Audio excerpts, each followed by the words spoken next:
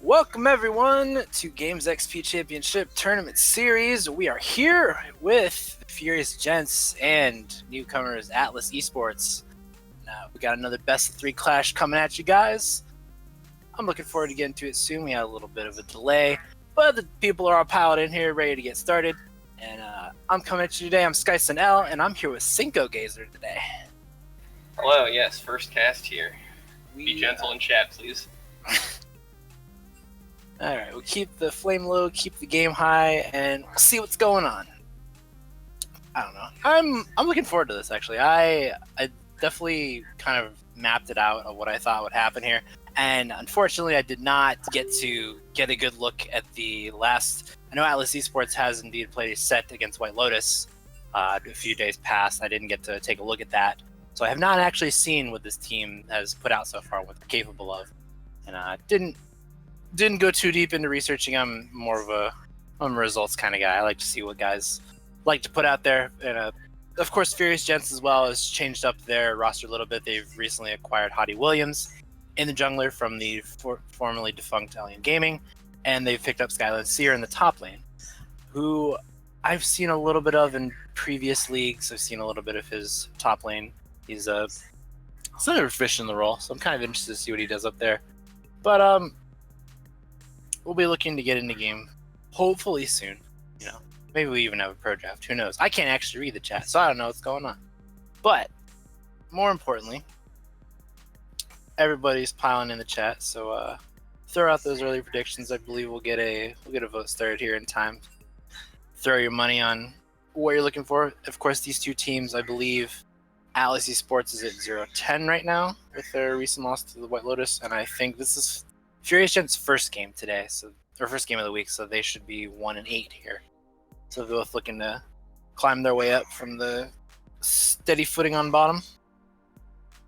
But we'll see what we go here. For those of you just joining and bringing in the rosters on the side of Furious Gents, we've got Skyland Seer in the top lane, Hottie Williams in the jungle, Captain Songless in the mid lane, S Commander in the bot lane, and C9 Smoothie in the support. And on the side of Atlas Esports, we've got Fuzzies in the top lane, Slushy in the jungle, Shibiterasu in the mid lane, Hibiscus and AD carry, and Destiny in the support role. Yeah, tonight's probably going to be a pretty interesting game, just for the way things worked out for Atlas. Because, you know, they're coming into the tournament, and they get to their first round to go against the number 1 seeded team, White Lotus.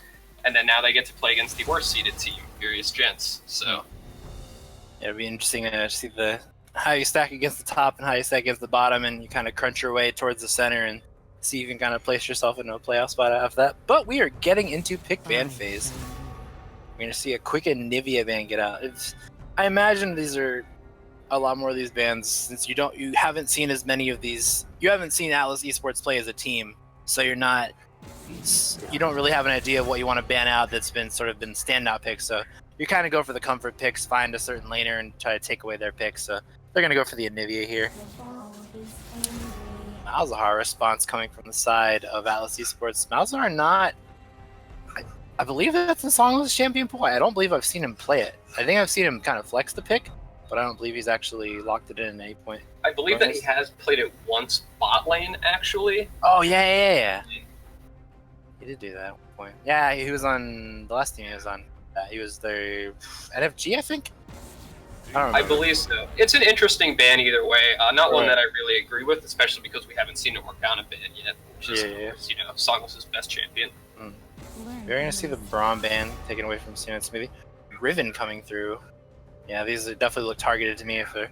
You see a lot of the mid laners in this sort of in Games XP in general that have picked up the Anivia also like to go to the Orianna. Very, very similar style of control mages on these two. And we're gonna see the Pantheon ban come through. Hottie Williams is a very proficient Pantheon jungler, and the Akali getting picked up for Songless, most likely in the top lane, in the mid lane. Then again, I could be wrong. I don't know if it's in Skyland Seer's pool as well. Could see an Akali top here. I definitely know I've not seen Songless play that Akali once, but they picked that up real quick, so they're definitely looking to do something with it. It could be a flex pick. I'd probably prefer to see it go against the Aurelia than in the mid lane, especially because Morgana is open, so I would like to see Songless on that.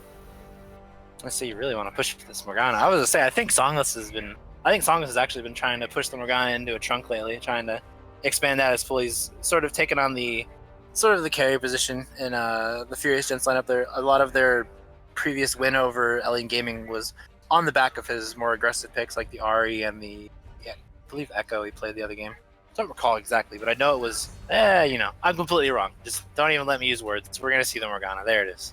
Yeah, this is. I feel like, especially if a champion that one of your players is known for carrying on is open, it's a mistake to not pick it. Especially because Songless is went toe to toe with a lot of the really good mid laners in the tournament so far, and shown that he is exceptionally proficient on the Morgana. I just think that it's the smart thing to do to pick it up here.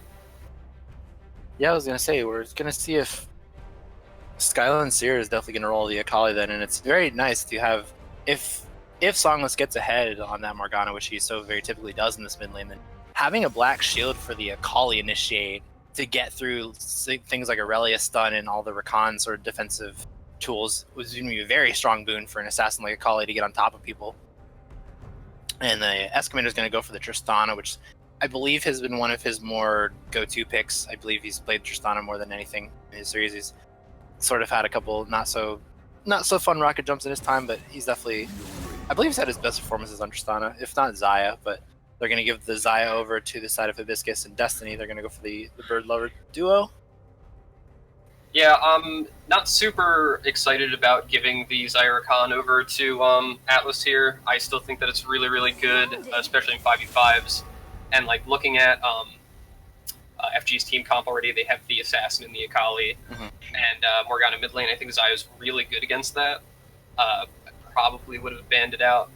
Especially because I know that Destiny likes to play Rakan, likes to play Thresh, stuff like that. Really, playmaking, engaged sports.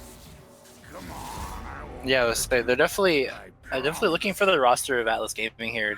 Now that they have the Rakan Aurelia, sort of very powerful. You look towards more of the R button engages on this side, and you have the power of that Rakan ultimate and the Aurelia ultimate coming through. That they both are just very forward-facing divers to get on top of these people, and wouldn't be surprised to see more of those kind of in-your-face type picks for the jungle and most likely mid lane here. Wouldn't be surprised to see either the Graves or the Jarvan come through, but flexing a few of those picks now. The Graves hover is interesting because it would be a 3 damage comp already. Compared to the more reliable tank pick. We saw Slushy play Gragas, and I thought that he was quite good on it in the White Lotus series. But we will see the Kindred come out. Interesting. I feel like Kindred is a little contradictory. I don't know if that's the word I'm looking for. To the composition they're trying to go for. Kindred's sort of an interesting pick. I feel like Kindred sort of does her own thing. I don't feel like Kindred ever is the champion I'd say, oh, Kindred goes with this comp super well. Kindred is the only time that you really think of Kindred having synergy with a major part of a team is when you see like a Taric, and you just see the sort of, you burn all your spells on us and then you don't kill us and then we kill you. Sort of the lasting out the fight comp with the Taric Kindred ultimate. But Kindred by itself is a very interesting and a sort of pick heavy, mobile, carry assassin. I don't really know what it is. I don't really know how to put a label on Kindred, but a lot of people like playing her. A lot of people are really interested in the Kindred pick. He has a lot of strong pick power in the jungle, a lot of ability to duel champions in a short burst, make a lot of put a lot of damage on squishy melee champions, and so it's an interesting pick to see them go for. You're gonna see the Gnar top lane and the Aurelia swap to mid lane, so they did flex that pick. It's pretty interesting. Gnar versus Akali might not be super great, considering Akali's Q has significantly longer range now, and I'm pretty sure can hit Gnar early levels with his low auto attack range, but we'll see how that works out. Whoa, that's not Songless' Morgana. The Morgana was actually a flex pick for Smoothie to play. Interesting. We did see Songless come up big on Arya against ELG last time they played, I'm pretty sure. Correct me if I'm wrong there. Songless, yeah, definitely. Songless had an incredible performance on Arya. Had lots of 1v1 engages with their, at the time, mid laner Big Brain mid on LeBlanc. Definitely had a lot of outplays on the sort of forward engage to find the charms at the right time. And was definitely paramount to a lot of their engages, I believe, in game 1 that they played. So seeing him on the Arya is very good. It's definitely a pick that he's found a lot of comfort on, and especially if you look at the side of Furious Gents here, and you're looking at what's the engage looking like on the side of Furious. I mean, you can tell what it is. You can tell, and I talk about this a lot, sort of the avenues of engage that are available for a team. And Atlas has the Narbar sort of jump in Nar ultimate. They have the Aurelia ultimate. They have the Rakan jump ultimate, and crazy situations use I ultimate for engage. Nobody does that. But if you look at the side of Furious Gents, you really have Ari finding sort of an ult charm and sort of picking. They're looking. I feel like, okay. I think Furious Gents is looking for more of a pick here than like a full-on team engage. You have the Morgana snare. You have the Ari charm. You even have like a Poppy charge. You just find somebody sort of lazing near a wall, just slam them in the wall and start a fight that way. So I feel like a lot of this is going to be sort of the full-on engage comp on the side of Atlas versus the individual picks on the side of Furious Gents, which is something we've seen Songless go for a lot. Songless has found a lot of these solo kills, a lot of these 1v1 sort of trades that have ended in his favor. So it's a lot of trying to find avenues for Songless to open up kills and find himself some nice little charm engages and see the fights going that way. So that's what I'm looking for here. Yeah, FG definitely running more of a pick comp. They also, like, they can probably team fight pretty well if Atlas decides to, put everything into an engage, especially with the Poppy W. Stops, Irelia, it stops Nar jump, it stops Kindred dash, it stops Rakan. Poppy pick was definitely really smart. Not super excited about it being flex jungle. I think Poppy is a much better top laner.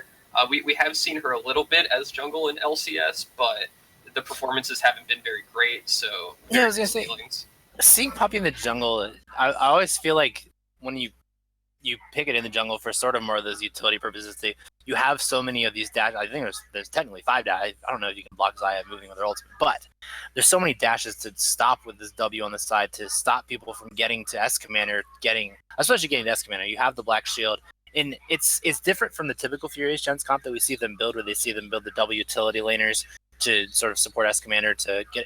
But it's nicer that you have the damage and the solo laners, and you have Hottie Williams kind of on that tank / sort of guardian duty. So while he's able to get on top of people, he can at the same time be sort of protective on this Poppy, while you have the Morgana sitting in the smoothie stand. Either way, I'm looking forward to seeing how this pans out. As someone who has not seen Atlas Esports come in full and seeing Furious Gents go for a little bit different comp, Skyland Seer bringing a carry top laner versus the traditional tank. It'll be very interesting to see, and we will be getting into the game very shortly. So see you guys over on the Rift. We are going to turn it over to an ad break. I'm Borseth, and I own and operate GXPC in Decorah, Iowa. GXPC is a geek paradise. We carry everything from Pong and Atari all the way to Xbox One and PS4, and all the games that would go with those consoles as well. We also carry a ton of movies. We have handheld games. We have Magic the Gathering, Yu-Gi-Oh!, Pokemon. We have D&D and Pathfinder. We carry Warhammer 40K. We have a vintage Star Wars selection. This place is great. My wife and I have had 6 kids, and they are so much fun to work with here at the store. They run the store as much as I do. And we now repair cell phones, game consoles, computers, and small electronics. Our store is instant fun. Not only is there cool music and cool stuff to look at, but we have a game room that is so much fun. It's free to play, and you just plug in your game system and enjoy life. The GXPC motto is bringing joy to people's lives through our products, people, and a place to play. So you have got to come to Decorah, Iowa, and check out GXPC and experience this geek gaming paradise.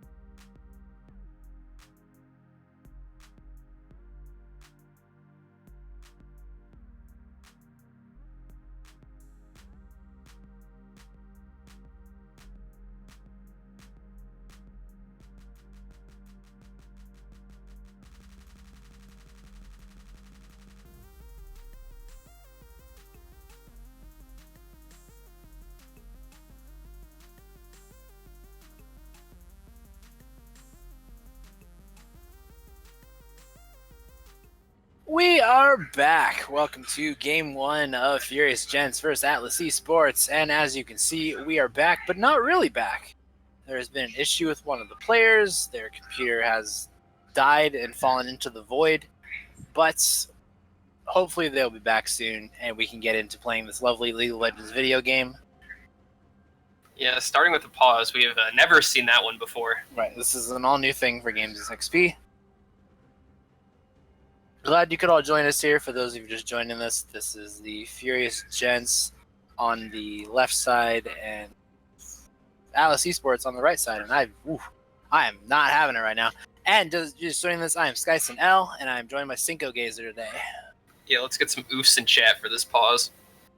I'm bad at it. Everyone drop your oofs in chat for the pause.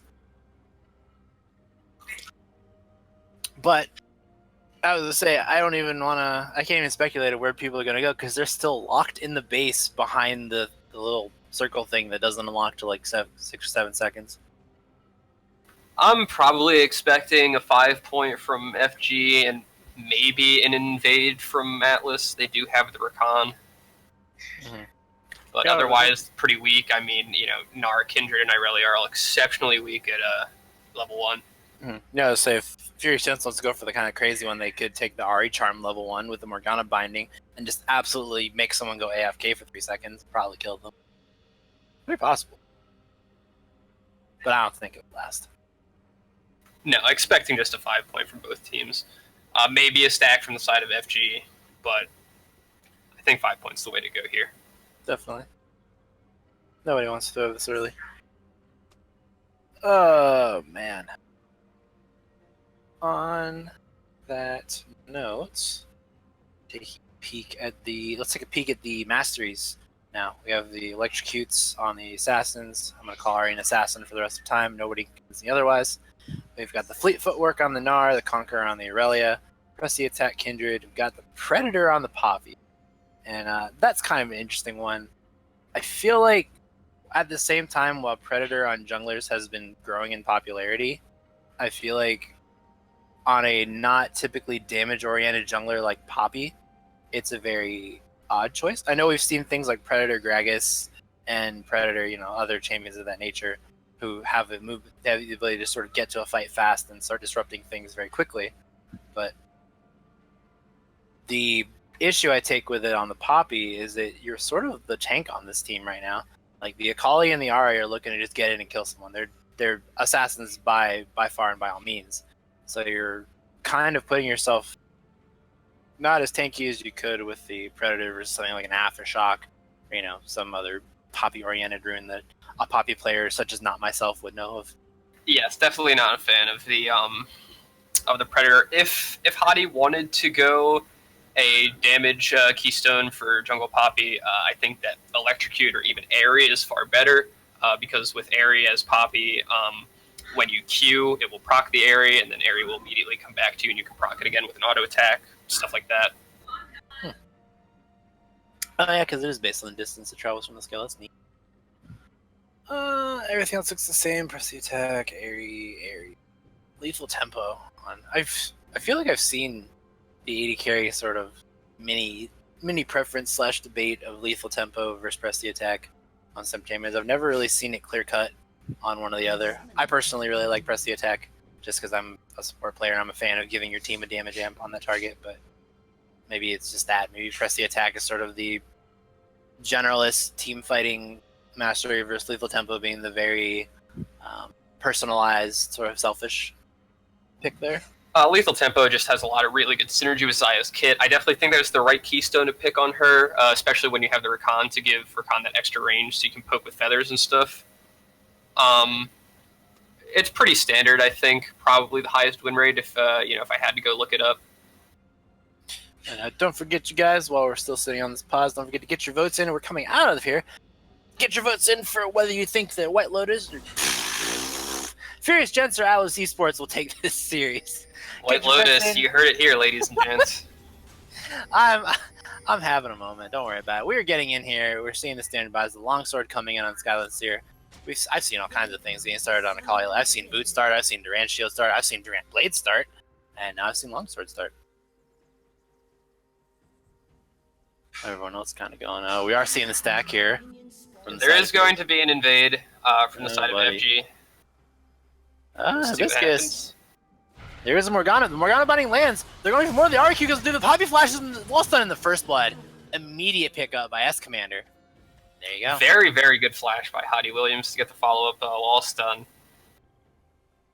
Definitely what they were looking for there. It's the pileup. It was like they didn't have to take the Ari charm. That was actually, I think Songless ended up getting more value out of it for hitting both ends of the RQ. So it worked out from there.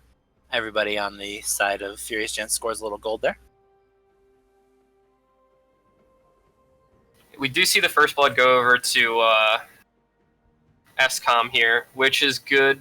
I think that he'll probably need help in this lane. It's going to be a pretty rough one. As everybody knows, Lovers duo bot lane very, very strong, even after nerfs to both champions. So we'll see how this pans out for him. Yeah, the Morgana Black Shield definitely does a nice job of mitigating a lot of the power of Rakan's W especially, but there's a lot more to deal with. I mean, I actually see... Oh, I'm crazy. I thought that was... I haven't seen the new Aurelia skin. I thought that was a Kali for a moment, and I was like, wait a minute. No, that's definitely Aurelia. I'm having trouble today seeing who's who. We're doing good, all right. I promise. But we're going to see S Commander actually go off of that first blood and had enough time to come back on lane with the longsword to start off. Probably going to go for that Blade of the Ruined King early. And we see a little bit of those trades in the top lane. We are seeing Skylancer on that Akali having the range on that Q to match up with the at least the auto attack range from Fuzzy's Gnar. So he's able to going aggressive level 2 with the Shroud is a good idea, but he does miss the follow-up Q there, unfortunately. Ooh, the binding lands on the Xayah, and they're going to get the knock-up on S-Command in return. Destiny's got to watch out here. A couple more auto attacks come through Tristana. Tarmus from Songless in the mid lane. So we're seeing a little bit of back and forth aggression coming out of each lane here. Everybody's trying to play a little bit front-facing. Nobody's trying to pull their punches. Pathing is a little interesting on Kindred, just due to how marks tend to go.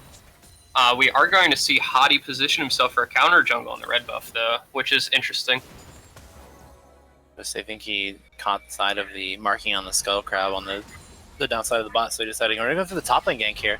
Binding's going to miss in the bot lane, but we're just getting the top lane and going to go for the gank. Fuzzy's going to get out of there with the Mega Gnar.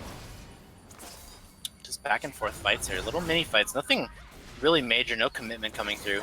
You just see pokes come back and forth. Smoothie finds the binding on Hibiscus. They're looking for more. Chibiterius who comes in on Songless. Songless flashes out of there. Another second dive by Chibiterius who takes the auto attack after the ignite, takes the kill down on Songless with the help from Slushy.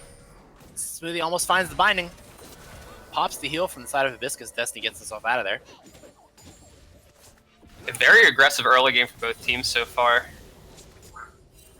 Kidding. Definitely looking in. We're seeing a CS lead getting built up really quick by Chibiterius in this mid lane. We saw early in the drafts for Furious Gen, they tried to ban out a lot of those mid lane champions from, we saw the Anivia, the Orianna go away. They were trying to put a lot of focus on Chibiterius, and I wanted another binding landing on the side of Hibiscus, but a little bit further than Tristana is able to follow up on. It's just seeing Smoothie flexing a little bit of his Morgana bind action. Yeah, Smoothie showing that he might not be the only Morgana god on the side of FG. For a little more here. We see the nice little CS lead getting built up by Chibiterius. Yeah, this does not look good for Songless so far. A kill on Irelia early game can spiral out of control very, very quickly with how strong of a champion she is. Yeah, so she actually spikes decently hard already off of the Sheen. Just having that power both in the queue for farming minions as well as being able to go for those single dives, just queuing onto a champion and a Q auto, which is do so much initial upfront damage that it may push Songless out of lane pretty often here. Yeah, if Slushy shows back up for some repeat ganks mid lane, I think we might have a pretty short game on our hands here. Right. See how it goes. Everyone's trying to keep their pace. S-Commander's building a decent lead. A small lead over Hibiscus, has 8 built up. And of course, is a little bit back in gold, buys the next parts of Stormrazor. For some reason, I saw the Longsword and I did not think Stormrazor. But now that I see double Longsword Dagger, I think I figured it out now. You see Chibiterius getting a little dominant on the line. Goes through the REQ. Has the level advantage here. Might actually look for something as soon as he hits 6. Could just kind of go crazy on the Ahri, knowing that Ahri doesn't have flash. Chibiterius does still have flash of his own. Skylancer putting a nice amount of damage on Fuzzies here. Yeah, Yeah, you get to see how absolutely oppressive the Akali is into this matchup. Ooh, seeing tributaries to come up though. Dives in on the minion. Gonna set up the stun here. Sets up 1, 2, finds the stun, Q auto. Finds the slow. Go, another auto and Q finds the kill. You have to question why Sky didn't flash there as soon as Chibi came in. He had it up, he just didn't use it. Yeah. Huh. I think he was confident after. I don't know if it was confidence after the stun, but he had so much time after he went, especially after he went for the, I believe, W slow. There was a lot of time left for them there to get himself out of this. Sky teleports back in the mid lane, top lane. Fuzzy's having a level advantage now. Is going to help him out a little bit. Gonna see the gank come into the Aurelia ultimate comes through. Slushy pops in. They try to find it here. Songless tries to move away. Gets the Aria ultimate. The flash comes in from Slushy. Another auto attack takes it. Hottie Williams level 4 Poppy here trying to find something. Stuns into the wall actually. Gonna find one hit of the Q. Not able to get through. Tributaries too. Finds the Q and almost gets killed there. Doesn't have another auto attack follow. Hottie Williams gonna flash out of there. Nice another take by the side of Atlas Gaming. Yeah, it looks like the Aurelia pick is already snowballing out of control. Unfortunately for the side of FG. This is definitely what they were worried about. They tried to take away as many comfort picks as they could from Tributary soon. Ended up giving another carry. You see Fuzzy's gonna here jump on the side of Skylancer. Slushy's level 4 here. But he finds the E, finds one auto. Skylancer's gonna slide back in the tower shot. Not gonna quite find the kill on Fuzzy's. Both of them going dangerously low and neither of them falling. Really finding binding after binding here. I love getting the Morgana binds guys montage. And Direct Camera is a big fan of these bindings so far. You'd almost think Direct Camera was predicting that they were going to hit. It's really weird. Sometimes I feel like that happens. The Direct Camera just pans down to one part of the game just to show us one skill that's like a skill shot, and then it hits. And it's like, whoa, check out this thing that happened on the camera. But I guess since it's 3 minutes ahead, it would actually have already known if it was going to hit or not. Maybe we're being shown that on purpose. Foreshadowing. Yeah, right. We're going to need some confirmation on that. If you could just hit my DMs, please. That's some X-File stuff right there. Either way, we're going to see a 4-man invade of the jungle on the side of Furious Gentz. They're going to look for the blue buff here. Destiny peeking him out a little bit. It's going to go over to Smoothie on the Tormented Soil. Don't know if that was their plan, but... Yeah, you got to question if that was what they intended to do with the blue buff. Yeah, of course, the DOT of Morgana.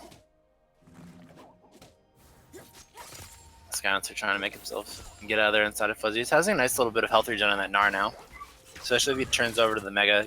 Has the Hex Drinker available with the passive, so not looking to get burst down by that Akali anytime soon. He's able to make a fight happen if it comes to it. Binding comes in on Smooth. They might look for it. Escalator's not going to go for it here. Another stun comes in inside Tributaries. The Charm comes through, though. Hottie Williams on the side. Trying to find a little more. Presses W. Setup goes to the early ultimate. Treads on Songless. Actually might get out of there. Hottie Williams not able to make it happen. Finds the Q. Actually lands on top of the Q, and Hottie Williams finds the kill. Both hits of the Q come through. Tributaries 2 finally goes down. Hottie Williams going to find a lot of gold in his pocket there. Yeah, slight misplay from Chibi. Should have just landed the stun and walked out of the Poppy Q, but I guess he thought that he could turn around and kill Hottie there, so he stayed in and got blasted by the second part, unfortunately. I want to say he was looking for the Q cooldown. What? What is that Aurelia dash range? I don't even know what's going on. Oh, we're going to see a fight here. Slushy finds Hottie Williams on the side here. Has to go for the ultimate. Knocks him away. Gets him. The red buff kills him. Yeah, the red buff and the red spine unfortunately does take him down there. Counselor's got to be careful. There's a lot of minion damage coming on him.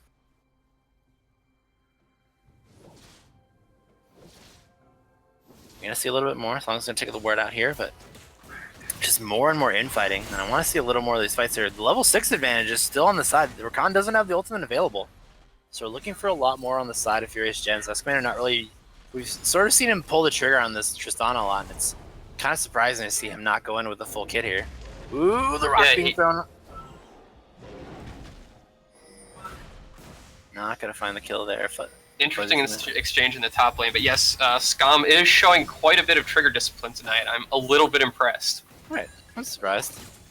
I feel like ooh, Hottie Williams on the side of Fuzzy's. Gonna knock him into the wall, goes for the Q, sets up the auto. The other part of the Q comes through. Hottie Williams. All he has to do is get the F cooldown here. He's not too worried about it. Tributaries. Ooh, he actually is gonna get knocked out of here. Tributaries is gonna find him, gonna go for the auto. Slush is gonna take it. But we're gonna see Sonic come up from the top side. Finds the kill that they wanted on Fuzzies here. Smoothie trying to find a binding. Doesn't quite find it. They're going to go in. Actually, the Rakan ultimate comes through. Smoothie's going to get popped before he can go for the ultimate. Knocks back Destiny. Doesn't land the charm. The feathers fly. Beautiful ultimate from S-Commander to knock away the Rakan. Did not land the charm there. Found the kill. And they're going to look at each other here. Nobody's on the side. This is a 1v1. Estimator doesn't want to deal with that lethal tempo, but there's a lot of mini damage coming through on Hibiscus. I think he could have made it happen. I definitely would have jumped in there if I was him, but they are going to fight it out. There's the E, a couple autos. Estimator, you can kill that man. Might be looking for rocket jump range here. He's hovering. If he gets the E back off cooldown, he might go for it. Nah. That's fine. You sort of have to question what is making, what are we going to see Predator here? comes in. Oh, there it is. Ooh. And the late come in by Rakan. But Escobar is going to find a kill there regardless. Very nicely done. We're going to see Kindred come down the side. Smoothie tries to find the binding through the tower. Doesn't make it. But a nice, that's a 3-0. So she finds Hottie Williams. He's going to want one more flip there. The auto comes through the black shield. He dodges out the Q. Chibitarisu goes for the ultimate. Slushy finds the kill there. They're going down. Escobar finds the double knockup from Destiny. They're looking for Escobar trying to get out. He has no mana to go for the rocket jump. And the kill's going to go over to Destiny. Songos tries to find something on the side. Doesn't get anything through. Smooth's got to watch out here. There are 3 here. They find the stun. He has no black shield ability. He goes for the stopwatch. But it's not enough. The Rakan actually finds another kill. Destiny going to sacrifice his own body as the shutdown goes to Smoothie, taking down that support. Skyros is trying to find a little action in the top lane here. Almost finds it. I think he said a Q backwards. I don't know what a Kali does, but it does a lot of damage. Oh no, he's got to watch for fuzzies here. 1 more auto, 2 more. He's got to go for it. Finds the Q and doesn't find the follow-up. And the kill's going to go to fuzzies. Wow, just absolutely non-stop action for both these teams here. But all in all, it ends up... Oh, the flash in, the knockup comes out too late. The smite does not come through. And Hottie Williams disappears under the boot of Slushy. But Songless finds the charm, finds the Q, doesn't get the kill in time. Slushy drops the ultimate, and Songless has to get out of there. Chibitarisu is sitting in the wings. Has to be careful here. Sets him in early stun, misses it out. Songless misses the charm. Fuzzy's trying to get tower here. Knocks Skylancer into the tower. Whew. Regardless, Atlas Esports is sitting on a very heavy advantage off of that. 6 kills, sitting up the Mountain Drake. Very nicely done. Yeah, Atlas showing that they really aren't just going to be pushed around by the early aggression that FG showed in this game. I would say I'm eating my words here for talking about the Kindred pick. Slushy putting on a performance here. Finding a lot of these kills, finding a lot of the good opportune moments. He's sitting at 404 on this Kindred with Chibitarisu putting on a nice performance as well. 4-5 on the Aurelia. Definitely 2 extreme forces. And we talked about the sort of multiple avenues of engages that are available to Atlas Esports. They have the Rakan, the Aurelia, the Gnar. And now with Aurelia so very fed, and with only really Hottie Williams as a tank to sort of absorb the incoming Aurelia, and we've even seen Hottie Williams go down to just a few skill taps from Chibitarisu's side. So it's going to be really hard if they get into these early fights, these skirmishes, for anybody to really deal with Chibitarisu. Yeah, it's important to note that, again, with the Predator on Poppy, he doesn't really have any defensive keystone to fall back on to give him additional tankiness, so Poppy's base stats aren't that good, but we're going to see something here in the bottom. Finds the wall stun, has the charm, blocks the W out, tries to find an Escobar, but he jumps forward, tries to find Isaiah, and he finds the kill. Escobar doesn't know if he has the damage here. Hibiscus, and the red buff's going to take him out, and Smoothie doesn't have anything to follow there. Stuck in the minions, and a triple kill comes through for Hibiscus. Really just questionable play on the side of FG. I mean, diving Rakan is never a good idea, but diving Rakan while he has Zaya, that's even worse. Yeah, they were definitely looking to... the plan of looking for your Skylancer here, trying to find on Slushy, moves back and forth, but I don't think he's going to get it. Finds the flash dodge, the flash comes through from Slushy, and he finds the kill. Slushy is really turning up on this Kindred. Both of us are kind of eating our words here. I've seen this champ do lots of not great things, but now I am seeing this champ do great things. That is... Slushy is putting the moves out here. But we're looking for more. And we're going to see a little more advantage come through. You see the first tower finally going on the side. Actually, that was solo gold going to go in Slushy's pocket for taking that first tower there. Gnarl just kind of whisked there. Not really sure what Fuzzies was thinking, but maybe he was expecting him to follow from Chibi.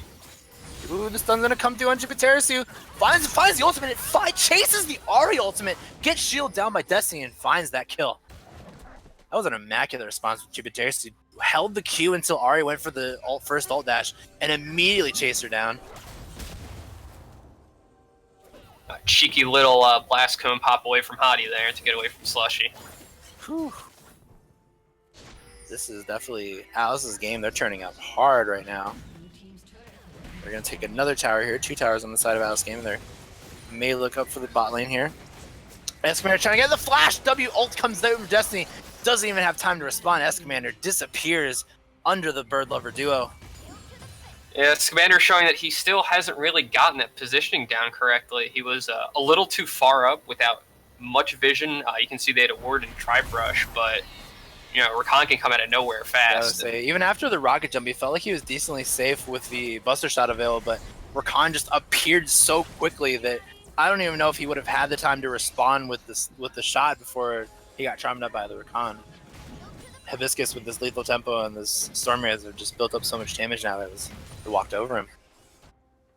2 towers down, a 6k gold lead in Atlas's pocket. It's not looking very good for FG. Skylancer gets stunned up by the Aurelia, not able to find the follow-up there. Smoothie missing the skill shot to the side. Has to watch out here. If Destiny finds the W, the Ignite's gonna come down. Destiny might be looking for a solo kill here. Hottie Williams tops over the side though. Dodges out the Rakan W.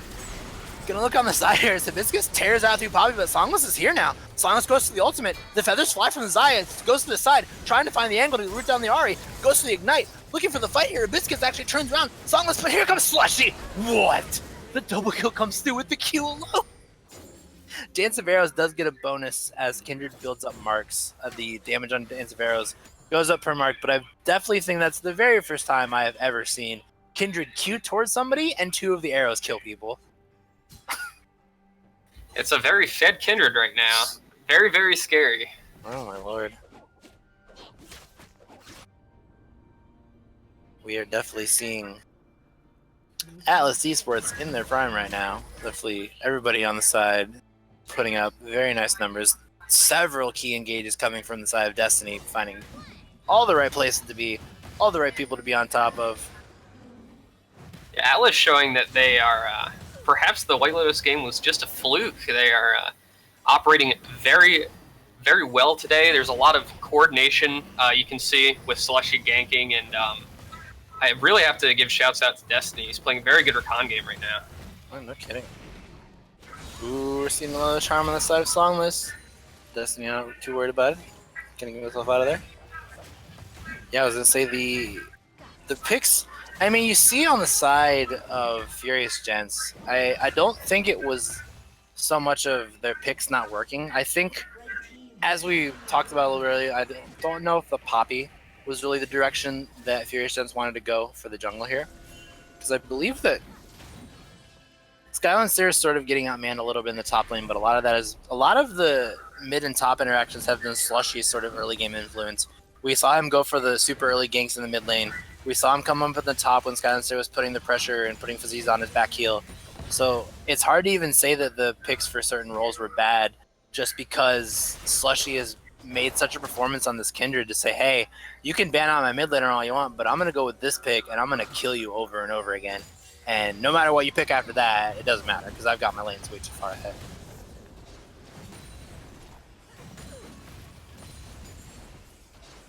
We are just looking for more of the same here.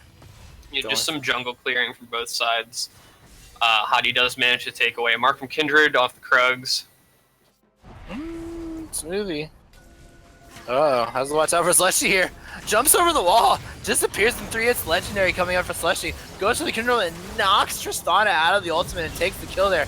Slushy's finally going to go on a Skylancer. Tries to get out of there away from Biscuits. Gets slowed down by the Nara. The feathers fly and finds her on the edge of the cut. Biscuits getting revenge for Slushy's first death of the game. Still put a decent amount of money in Skylancer's pocket, but... Yeah, but you gotta think it might even be too late for any shutdown gold to really salvage this game for them.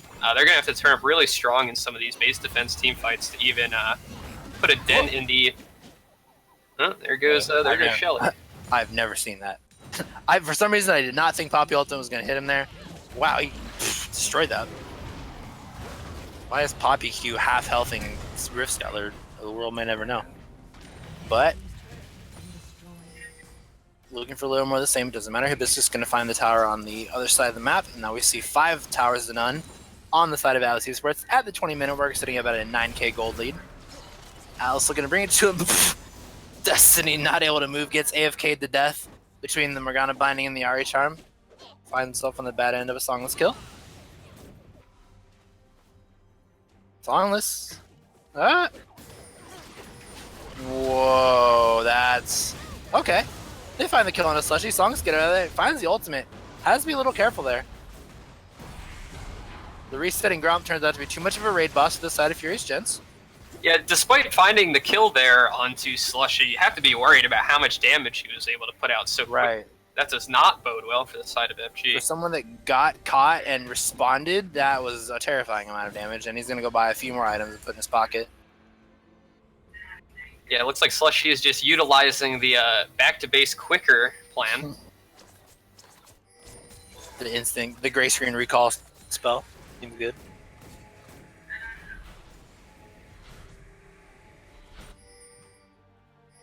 We are seeing some movements around the map. We see things go down around Baron. I don't think Atlas would be too crazy to believe they're in a spot to just, as long as they clear a little vision here. Songless finds the charm, the Q, the W. Pretty sure if he had the ultimate there, he might have gone for the kill on Destiny. Bone plating reduced quite a bit of damage there, once again showing its place as a really strong mastery, but we are going to see Baron being started for the side of Atlas here. Definitely, I don't even think Furious Gentz are going to get in time for a response here. This Kindred, this Slushy pick is burning this Baron down. Way too much damage for them to deal with. I feel like you could have 2 or 3 man that, honestly, but they're going to take the Baron regardless. We have Fuzzies in the bot lane. Potential retaliation here, but no, FG just ends up backing away. So what do we do now on the side of Furious Gentz as we see a Baron of Atlas Esports look for the stun on Smoothie, doesn't find it. Jump gets negated by Nara. Fuzzy's looking for a little bit more. Estimator putting a nice amount of damage to get Fuzzy's away from there. Holly Williams finds the ultimate, knocks one out.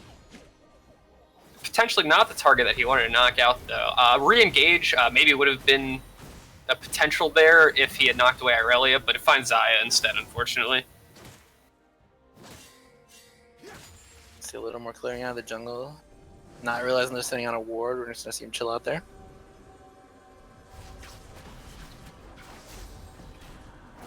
Smoothie is really far up, perhaps uncomfortably so, but it doesn't look like they want to go for anything here. Yeah, so they just wanted to pick up the buff and get out of there. They didn't really have great vision of who else was around for the follow-up. Don't want to be on the bad end of a Songless Charm. So as you can see, aside from 1 or 2 items on the side of course, Nara, there's not a lot of defensiveness built on the side of the Atlas Esports. So even if they still play into the hands of sort of this pick comp setup that Furious Gentz has gone for, and we see Chibiterius who absolutely makes. But we see the charm come out. Songless has a slide out of there as the Sterix Gauge barrier comes out. Fuzzy is trying to find the stun Commander, finds the rocket jump away.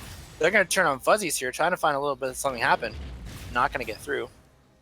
Charmed up, queued up. Skylancer tries to find the damage on Fuzzies. The barrier from the X-Stringer is not enough. Fuzzy's going to go down. Chibiterius tries to get in there, but there's more damage coming out. Hollywood was trying to find something happen. Finds the kill onto Aurelia, and there's more happening. Double kill's going to come doing Hibiscus now. Hibiscus, Scott, Slushy, you've had your time. I'm the range carrier now. Finds through 1, finds through 2, the clean cuts of the feathers, and we're going to see Atlas Esports pushing into the base here. And there's a pause. What a time for a pause. Yeah, very interesting team fight there, despite really I would argue, pretty bad engage from the side of Atlas. You could see them just brute force through it with all the gold they built up over the course of this game. Yeah, I was going to say, it definitely looked like it could have slid into Furious Gentz's favor. Off of the Aurelia ultimate, there was it was a very nice focus they started on the Fuzzies after the charm, and he popped the Hexstringer passive, and Commander in the backline managed to pick up that kill off a couple auto attacks. And after that, it was Holly Williams definitely did a nice job of getting in there. I don't believe he had the Predator proc, but he was able to get there onto the Kindred, the Aurelia, to stop her from going in. I believe there were at least 1 or 2 of the dash stops to get her to not be able to dive the backline. Threw her up there, got her in the wall, locked her down, got her out of the fight. Having the Aurelia out of the fight was definitely for that team. And the problem was that you still had to deal with Rakan being able to sort of semi-frontline disengage for the Kindred Zaya carries. And then, unfortunately, they had a full health Zaya come in and just absolutely clean house after Chibi had done all his work on the Aurelia. Yeah, so we're going to see the inhibitor go down. We're going to see a little bit of a lead extend here. We see the now 11K lead on the side of Atlas Esports around the 24-minute mark. It's going to see some raw items come through. We're going to see the Infinity Edge come in on Hibiscus' side. He's ready to shred through anybody that thought they were going to call themselves a tank. And we're going to see the Mountain Drake also go over to the side. So they got double Mountain Drake and Inferno. So things are, as they would say, mounting quite in Atlas's favor right now. Yeah, it's pretty much just I don't even want to call it a slow bleed out here for FG, but it's I mean, every time Atlas pushes up, another structure falls, so... Yeah, eventually you run out of structures at that point. And we just saw Slushy pick up the Quicksilver Sash. So even if we're looking at a situation like Ari finding a clutch charm onto Slushy, he's even got the ability to QSS that off. So we're looking for a little more here. We're maybe just be looking for Alice to say, all right, we've got the items we want to build, so we're just going to run it down now. And you have to deal with us. Yeah, Chibi going top to clear here. I don't really see a point. I think it's more than possible for them to just 5-man mid, siege the tower, maybe set up a dive if they can with the Narbar, but... We're going to see the fight here. Slushy actually getting it picked off on the side of Skylancer, off of the binding, off the charm. A nice little find. The QSS not quite enough for him. Actually, I don't think he used it. I don't see it on cooldown. I don't remember if it shows cooldown. Yeah, it does show cooldowns. We did not see the Lamb's Respite, though. I think if he set that up, he might have been able to turn around considering how fed he was, but maybe he just didn't react in time. Huh. Slushy away from his keyboard for a moment.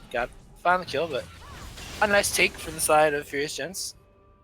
Unfortunately, they're kind of stuck on the back end of turtling here as we see Chibiterisu is in the top lane there. Looking to run down that structure. And Skylancer is going to scare him away a little bit.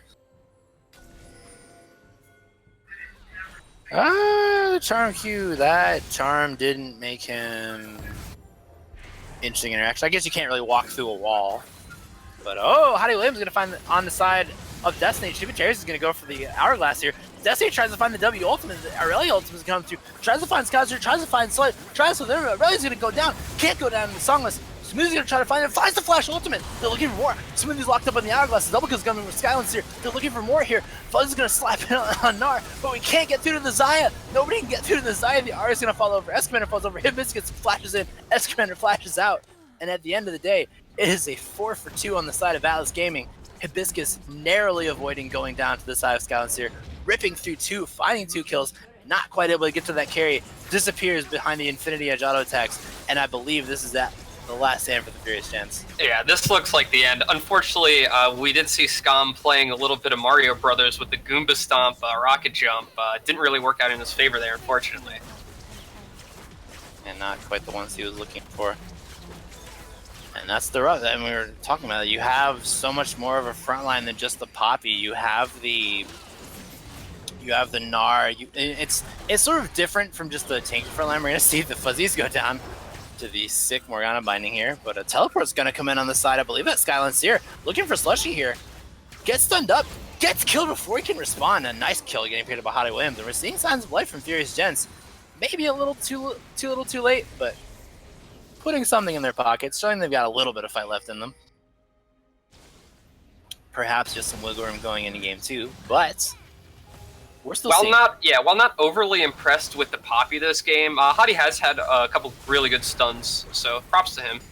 He's definitely been a virtuous sort of jungler to set up fights and start fights for his team. It saw a lot of that while he was in Alien Gaming. A lot of it was on the shoulders of Pantheon. But all the champions he was really able to play, he was able to make these fights happen, able to say, hey team, come here, I'm going to start this fight, so come with me. So seeing it on the Poppy is not too terribly surprising. It's definitely working out for him in his kind of unique way. Yeah, my one worry for him really is that he doesn't seem to have shown to have an off button yet, which I think is what you really need in a match like this to just turtle and try and catch a good defense fight under tower, right. Maybe, catch them diving you. And it seems like he's just on 100 all the time, and it has punished him quite a few times in this game, unfortunately. No kidding. Well, I would say it's it's a disadvantageous advantage for them, and we're gonna see Atlas push up here. And we may be seeing the final gambit for Furious Gentz. Look at this damage coming out of Hibiscus. Just one auto burning through Smoothie, who's sitting on the hourglass. Not a crazy amount of armor. But we're gonna see the minions pushing through. Alice is converging in near the bot side. Gonna go for this inhib here. They're bringing the minions. It might be do or die for the Gents. Songless slides in on the R. He tries to find the charm onto the R. Hottie Williams trying to slide in, finds a stun, but the Aurelia ultimate comes through, burns through 3. There comes the Recon. They get absolutely walked over. Escometer trying his best, cannot find the fight. And just, there you go. And that is going to go over to Alice Esports. A beautiful W ult by Destiny to end the game there. Very, very nice. I was going to say, that was on Songless's back to try to find the right charm to get something started in there, but as you saw, they found it on the Gnar, who, even though he went down to roughly half health, didn't end up pulling anything out of that fight, and as soon as they saw that, the Aurelia ultimate came through, I believe tore through 3 or 4 people, and after that, it was just, we pile people onto you, and we're way stronger than you. Yeah, and the damage charts definitely reflect that. Hibiscus is Zaya with almost 25k damage, almost 10k more than anyone else in the game. Ooh. That definitely showed pretty strong in that game, so it was interesting. You saw a lot of the early signs of life, and we've seen a few times from this Furious Gentz side that they, even in the games they lose, they have a relatively less shaky showing in the beginning. They definitely put a lot of their eggs into the early game aggression, especially with the Pickabo Skyland Siri, who's now playing these damage-oriented top laners, and you saw he was giving it pretty well to Fuzzy's Gnar in the top lane, until Slushy kind of came in and said, hey, I'm going to start ganking you now. Regardless, we're seeing the Furious Gentz sort of style of giving you the early aggression and seeing how you respond to it, and Alice just answered it in turn and said, well, we see you being aggressive, so we're going to gank you, and we're going to kill you a lot. Yeah, Slushy had an absolutely great showing on that Kindred. While we were both quite skeptical of the pick in the beginning, it turned out to be really good. I still think I would have preferred to see the Graves over the Kindred because he is very strong right now. But the Kindred pick did its work. Very good showing again. I mean, really not much more you can ask for, right? Yeah, I was gonna say, if that's what he wants to do, and he wants to show off the pick, and he wants to do that well on it, then by all means, go for it. And like I said, I talked about the Kindred. I don't exactly know what composition it fits towards outside of that synergy with Taric, but at the same time, sort of having that unique ability to be there and do your thing no matter what the rest of the team is trying to do is sort of an alternate condition for your team to work around. Where you found so many of those picks off the Kindred, and while you're trying to deal with sort of the heavy engage from the Gnar, from the Rakan, it's like, oh, by the way, there's also a second carry now sniping you on the side that you have to deal with, and you also can't kill them on their turns because of ultimate. It's like a ranged assassin nuisance chaotic nonsense thing. I don't really know what to call Kindred. It's something, but we were waiting to get into game 2. We're all chilling in the lobby here. So hopefully we'll be getting into that soon for those. And on that note, we are going to push this to a commercial break.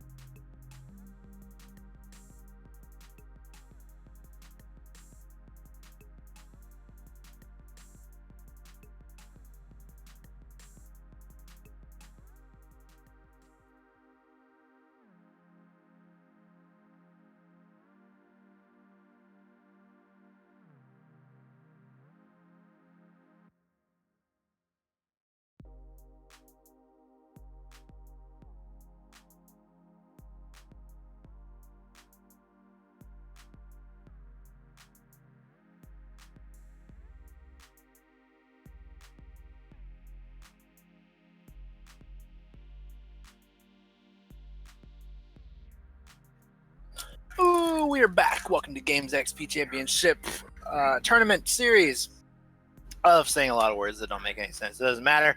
We're here with Game 2 of Furious Gentz versus Atlas Esports, getting right into game here. Current score is 1-0 to Atlas Gaming. Atlas Esports, there's no gaming there. They're not playing games. They're here to play sports of the electronic variety, and we're here. Now, important to note is that Slushy will no longer be playing this series. He's been subbed out for their new E-sub, who I am not even going to attempt to pronounce that name. Yes, Pax, in fear of butchering the rest of it. If anyone's curious, so I'm going to say it. It is Pax a Telemenu. And that is the only time you're going to hear me say it, so don't worry about it. Unless he pops off, then I'm going to scream his whole name, and it's going to be great. The Malzahar ban coming through again, and once again, not a huge fan. Would have preferred to see the Morg ban in place of it, but I mean, they won the first game, so they might know better than me in that case.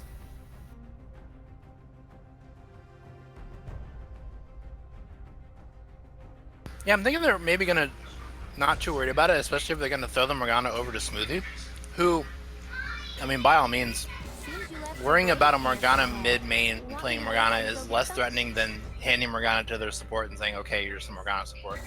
Because Morgana, while scary in her own right, is still a very setup-oriented utility support. You can't really just be scared of a Morgana support if there's no team that she's really supporting. So you give them Morgana, you beat the rest of their team down, you say, okay, Morgana, who are you binding this for? I really don't agree with the Riven ban either. I know that Fuzzies does play Irelia, and we've seen Chibi flex it last game too. I think an Irelia ban would have been way better as opposed to the Riven ban, because we saw how instrumental Irelia was to really crushing that early game for Atlas last match.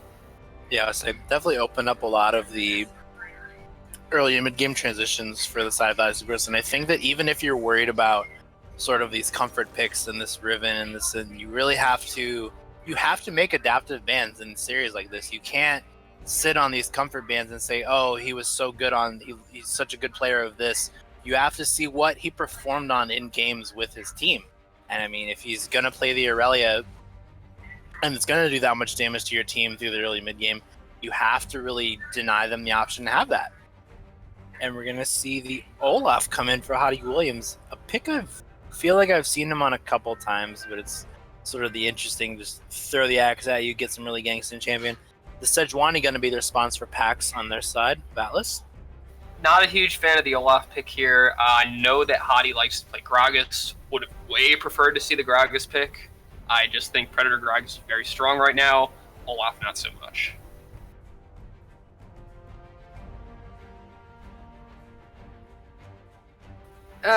On second thought, it looks like it may be good against Atlas's team comp so far with the heavy CC from the Braum, Sejuani, Barris. I'm still going to stand by my statement that I think the Gragas typically just going to perform better. Yeah, so they're definitely looking at they're doing a decent job right now of drafting against a billion CC skills in your face. With between the Olaf and the Black Shield, maybe we see something like I couldn't even tell you. Some other champion that has like blinks, like maybe not Ezreal because they already picked Ashe, but just other champions that have good ways to circumvent just a lot of CC, because that's a lot of what Alice's team comp is riding on. They're going for a lot of what they had last game with just sort of we have our buttons and that's how we start fights, and you just get buried under a literal avalanche of CC at this point. And of course, yeah, I think that the Ashe pick is just really bad in this situation. I know that we have the Morgana Black Shield to try and keep Ashe alive from that literal avalanche of CC, as you mentioned, but I mean, to what extent, though? You know, just a few spells from Sej or Braum are going to break that, and we might even see an AP mid laner come out to further mitigate the damage that Black Shield could do. Yeah, I was going to say, even if I would definitely would have preferred something like the Ezreal here, would have been good to be able to dodge out a little bit of that CC and not have to commit to the typical range of an AD carry and play back a little bit safer on the Ezreal. But I know Escomander plays a lot of Ezreal, but he has a lot of Ashe games under his belt, so he's going to go with the Ashe. I mean, we're going to see how it pans out, and they can build a little more around this comp if they can get some ways to deal with that incoming stream of CC. But see how the rest of it. They still have a mid or support to pick, as well as a top laner. I know Scamander plays a lot of Xayah. Definitely would have preferred to see the Xayah here, but we'll be moving on to the last 2 picks for Atlas and FG here, so we'll see what they pick up. Gonna go with Ornn on the side of the Gentz.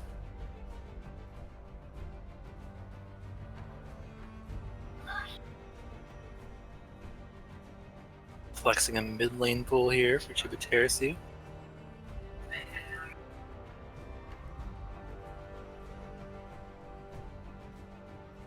Ooh. The Galio is going to come in for Chibiterisu here, so just more and more of that CC getting piled on. Yeah, it looks like we are going to see the press R and kill you comp, unfortunately. Not a huge fan of these. They tend to make games pretty boring. Endgame team fights are literally just, we throw out our ults, and if you're dead, you're dead. If not, our AD carry cleans you up. Are we going to see the Scion top lane to match this? Because that would be probably the best R button I could think to add down to this since the other guys took Ornn. Here comes the Scion. Just kidding, it's Kled. It's basically the same thing. Kled, interesting. Big fan of Kled. He kind of serves the niche as a pseudo tank while definitely being more of a bruiser. Very, very high damage, very strong in the 1v1, and quite good against Ornn too. Okay. Yeah, I was gonna say Kled is a top laner I've not seen pulled out a lot in this series, but I feel like Kled having a lot of that unique ability to sort of duel out tanks while having the damage of sort of a bruiser plus and having that sort of sneaky extra health that you can get from utilizing the Skarl correctly in these fights. Give yourself sort of that extra second wind of health. Makes him a very tricky top laner to deal with, especially for the sort of drawn-out fighters like Ornn who like to get their full spell combo off, and it takes them a while for these long extended skirmishes. Those are kind of fights where Kled really thrives in, between the violent tendencies and the ability to reset himself onto the Skarl. But we are going to see Songless on the Morgana in the mid lane, after all. Which, while I think that's a good thing, it's interesting. We're going to see that I like the double cleanse bot lane from Escomander and Smoothie to deal with the incoming Varus, Braum, everybody, all our buttons. Yeah, I'm going to assume that this means that Smoothie is taking Spellbook, which, while a good keystone, I definitely prefer Guardian or Glacial Augment on Tom, just for lane pressure. Right. What is worrying to me, though, is that FG is running a 1 damage dealer comp here with just Commander's Ashe. And, Atlas is a very beefy team. Kled gets very tanky, having the double health bars. Sejuani passive makes her almost unkillable at the beginning of a fight. Galio, of course, with the damage reduction on his taunt and the damage reduction that he gives with his ultimate. And Braum can, block the Ashe arrow and most of volley. Right. You have to question what FG was thinking in the draft here. I did say that I wanted to see Songless on Morgana.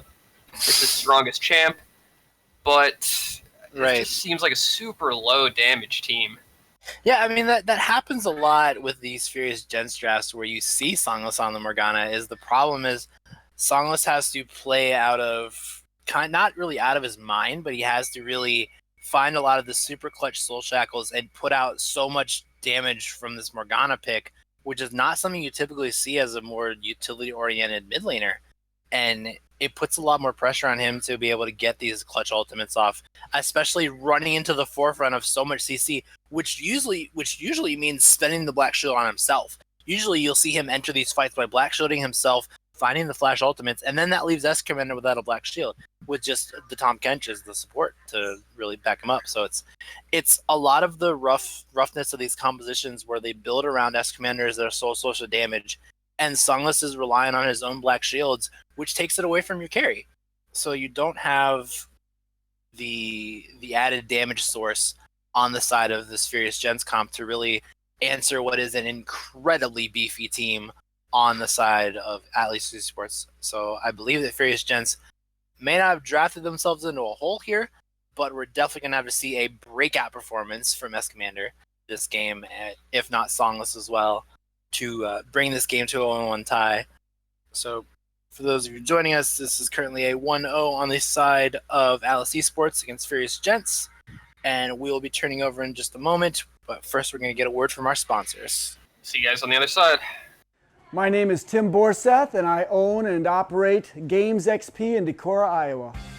Games XP is a geek paradise.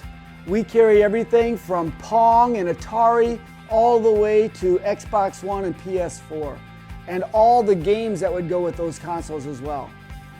We also carry a ton of movies. We have handheld games. We have Magic the Gathering, Yu-Gi-Oh!, Pokemon. We have D&D and Pathfinder. We carry Warhammer 40K. We have a vintage Star Wars selection. This place is great. My wife and I have had 6 kids, and they are so much fun to work with here at the store. They run the store as much as I do. And we repair cell phones, game consoles, computers, and small electronics. Our store is instant fun. Not only is there cool music and cool stuff to look at, but we have a game room that is so much fun. It's free to play, and you just plug in your game system and enjoy life. The Game XP motto is bringing joy to people's lives through our products, people, and a place to play. So you have got to come to Decorah, Iowa, and check out Games XP and experience this geek gaming paradise.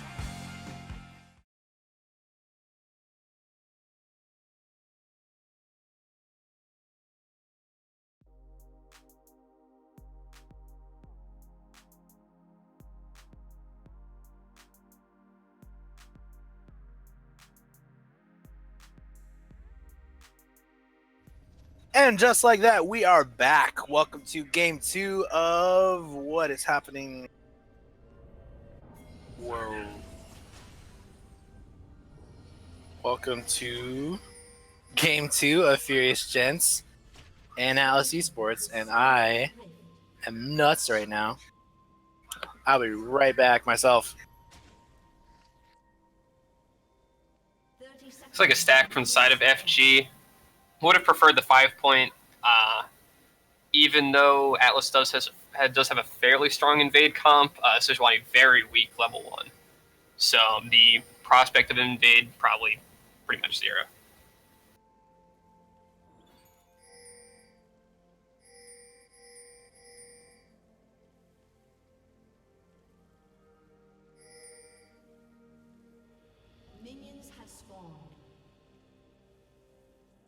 Same thing, we are looking at a little bit of the same stack from the side. We're not looking for the invade on the side of Furious Gents. They have the Morgana binding, but it's not as potent as the binding into all the individual spells they're able to find the kills before. But we're going to see a move out. Stay a little bit staying in the jungle, and really looking forward to how this pans out. Probably going to see a lot more fighting early.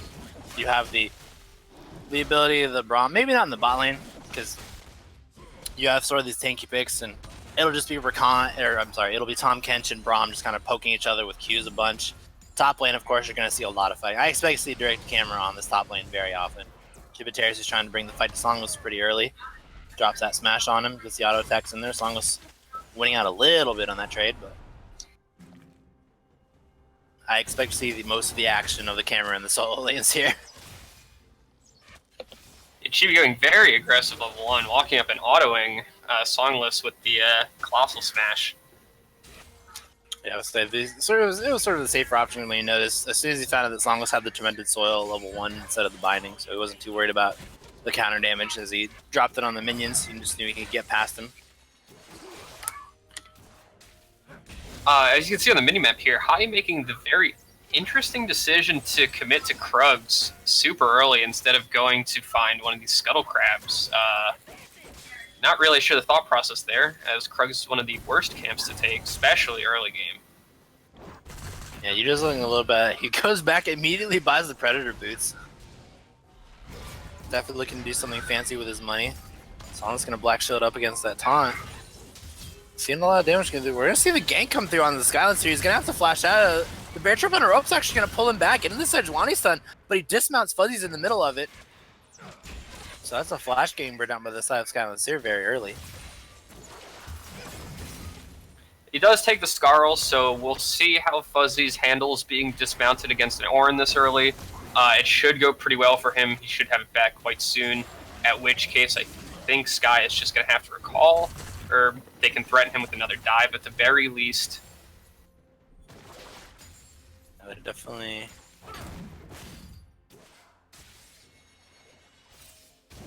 Looking more of the same.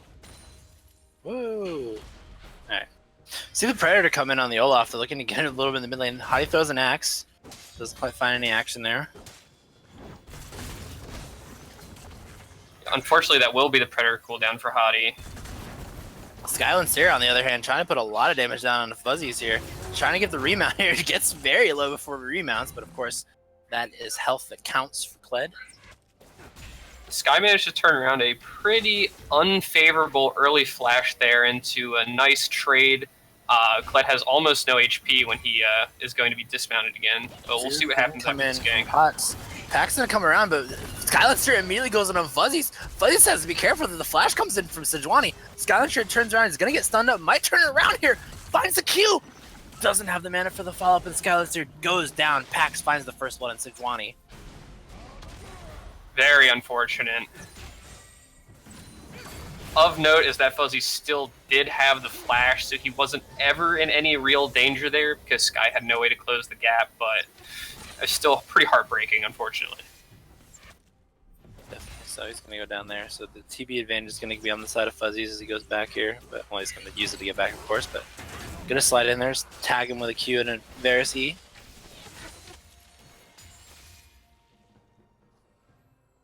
Looking for a little more here. So we see Pax definitely doing a nice job of being pretty proactive at finding the ganks in the solo lanes. On this Sejuani found the sort of go around twice to burn Skylancer's flash, and then the classic burn your flash, get your kill. So you can seriously build a decent CS lead over on Songless right now, as he's not afraid to bring the fight on this Galio pick. Songless gonna get knocked up by the Sejuani, taunted by the Galio, finds the flash. Q's not gonna get through there. He turns on, finds the ignite onto Paxo. But here comes Skylancer, and actually Songless gonna find the kill on Pax. Great turnaround by Songless there. Should have allowed trigger discipline. Definitely fighting the flash he was looking, or the ignite he was looking for.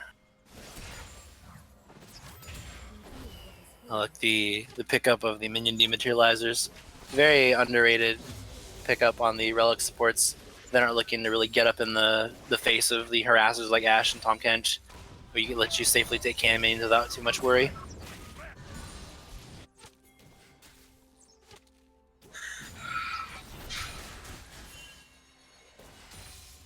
You're looking for a little more going down here. Let me see the converging on the dragon here on the side of the Gentz.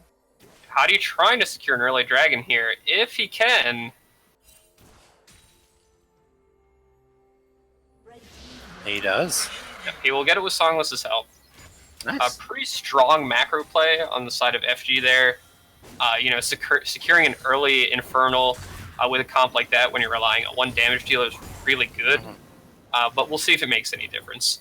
Yeah, so definitely, at least it is much better than giving it over to the other team, where they have multiple damage threats to deal with, so. That is true. It's nice to have in their pocket regardless.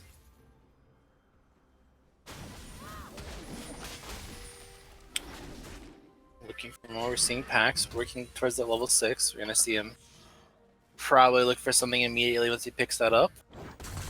Skylancer trying to, even if it's the Akali or on the Ornn pick, he's definitely looking to keep up the aggression on Fuzzies. Keep him on his back heel, which, while making him a gank target at the same time, it's doing him a nice job. We're seeing Hibiscus is finding a nice amount of these piercing arrows on Escamander to keep him on his back heel and a little bit lower than he'd like. Looks like we have Hottie hanging around in the mid lane. It looks like he's going to find this pink ward here. Oh, he walks past it, but goes back for it.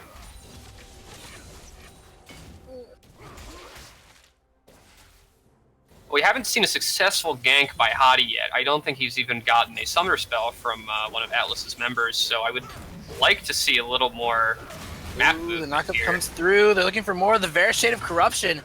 Tom Kench has the great health now. He's going to try to walk out there, finds the flash. The Q comes out for Brahman, who's walking up there. He's taking 2 tower shots. One's going to come down on Hibiscus. He's going to get himself out of there.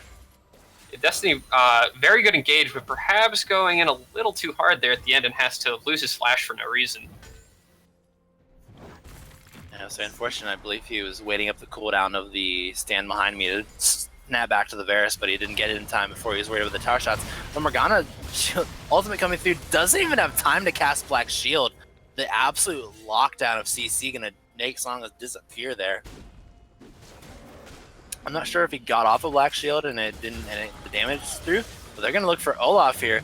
Fuzzy's trying to find some more, but the Ornn ultimate comes through, knocks up 2. Olaf, Hottie Williams got to turn around, has the attack speed, not enough as he goes down to 4, and there's just the bounce house on Skyland Seer, and he goes down. We are seeing it already happen on these converging skirmishes. We do see Destiny use Spellbook to pick up Teleport to get some assists here. Nice play by him. I was actually confused. I was like, how in the world did Destiny get up here after he just was bot lane? And I was like, wait, he has Spellbook. That is indeed a thing.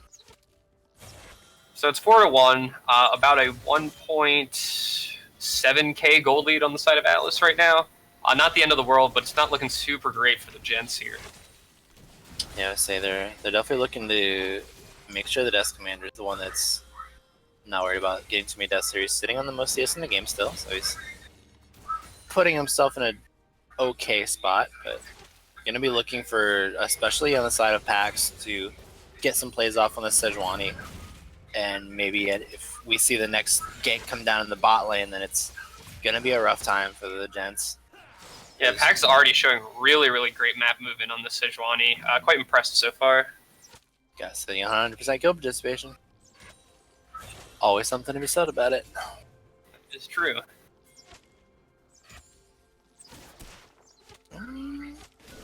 It's like the Gents converging here for a bot lane gank. Ooh, they're looking at Destiny here. Hibiscus finds the arrow comes through and he gets eaten up by the Tom Kench. Braum getting put in the middle, finds the knockup on 2, but here's Songless. Songless finds the auto attack for the kill, but here comes Kled. There is so much fighting going on here. We're trying to look at Escamander here. He's trying to get back away, trying to get away from Fuzzies. Fuzzies finds the Kled. Hibiscus finds the arrow kill on the backline and then Hottie Williams. Fuzzy's gonna pull Smoothie back in there. Hibiscus finds a double kill there. He flashes, but he's standing in the tremendous soil and he disappears to Songless. We are going to see a 2-for-1 on the side of Atlas Gaming here. But here comes Pax. The knockup's going to come and the taunt's going to come down and Sejuani the chain lockdown. Gonna come down as we see the Ignite W come through. Might be enough? No, not quite enough. He's going to live off just the last tick. Very unfortunate. Atlas, this is what we were talking about. This is the avalanche of crowd control coming out from Atlas Esports. It is definitely not enough for a solo Black Shield, and especially an offensive Tom Kench Devour for them to really deal with. Hottie Williams trying to find something here, trying to find it onto Fuzzies, who's going to end up pulling out here. They're not going to get the tower they're looking for quite so soon. I think there's a lot to be said here for the map movement of Atlas. It was very impressive that they had the Galio TP immediately with the Kled ult follow-up. Hottie Williams doesn't have the ultimate available. Gonna get eaten up by the Tom Kench. Escamanor's trying to do what he can. Smoothie's trying to kite, but here comes the Ornn ultimate. Oh, it comes through. It comes in from behind. Skyland Seer. Fuzzy's not finding a kill. Skyland's just gonna take him down. Good TP from Sky there. Just have to question if it's a little too Destiny late. Tries to get out of there. I don't think he's gonna survive. Escamander not gonna find the kill. Skyland's just gonna pick it up. Very nicely done. They're looking for this tower now. We have Hibiscus in the top lane is looking at that top tower, but we've got 4 in the bot. Who's gonna get it first? And if I'm peeking at my camera right now, the spoilers say that this is gonna go to the side of Furious Gents. The Galio 4-man flash comes in, but the Tom Kench is gonna eat up the Olaf, and he's actually gonna survive. You're kidding me. If both Hottie and Smoothie escaping with a sliver of health, super unlucky. Which was, yeah, putting a damper on the otherwise really good play from Chibi there. Unfortunate. I thought he was going to walk out with 2 kills and some gold in his pocket, but he's still going to find the tower kill on the side there. Evened up the gold deficit. FG ahead by 0.1k now. Amazing. That was good, though. That was definitely what they wanted to see. They want to see their Ashe with the Blade of the Rune King at 13 minutes, sitting at the 104, so you're bringing the Queen up to the throne a little bit. She's not falling behind, still sitting decent in CS, decent in farm, so they're getting a lot of what they want out of their comp right now, and that's good. So yeah, and now they're looking to move for this Herald, which I think is definitely the right play here. Definitely Herald over an Ocean Drake. Yeah, say there's definitely some response coming out. They're actually going to go for the blue buff here first. Shock's going to catch some people out as we see. Fuzzies might try to mess with them a little bit, but doesn't have a team to back him up here. He's going to go for the Q. He Q's in the Rift Herald, but Galio's here. They have to watch out for the Galio here. Actually, the flash out from Hottie Williams, but there's 3 here. Skylancer is going to try to find the ultimate. He's not even going to get to his ultimate in time, so no knockup's going to come through. But at the same time, they've locked up the Kled. And we're going to look for more of the ult. The E's going to come through. Smoothie's going to get the Grey Shield. But we're going to turn around from Chibiterisu, almost finding 2. Song's going to stay alive. And they're going to take a 1-for-1 here. But at the same time, the bot lane is opened up now for Atlas Esports. And I didn't actually see who the Rift Herald went over to, because for some reason it doesn't like to announce that on Spectator. But Hottie did pick it up. Yeah. Unfortunately, he died with it, because I believe it would have been a nice response there if they were able to summon the Rift Herald in the top lane right after, in response to Alice pushing the bot lane. But unfortunately, Hottie Williams died with the Rift Herald, so he wasn't able to drop it. Yes, the top or mid lane Herald would have been able to easily take 2 towers. Hottie Williams, that is not where you want to be, but he's going to walk out of there with a Ragnarok. Tries to pop a couple of these wards. Doesn't really look like Atlas wants to fight over this dragon right now, but we'll see what happens if FG decides to go ahead and start it, which they do.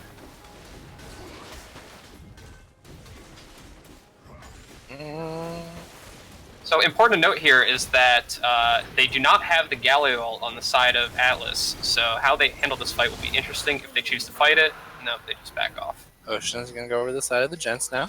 The Ashe Arrow comes in, doesn't find anyone. Swing and a miss. Botting doesn't find anyone.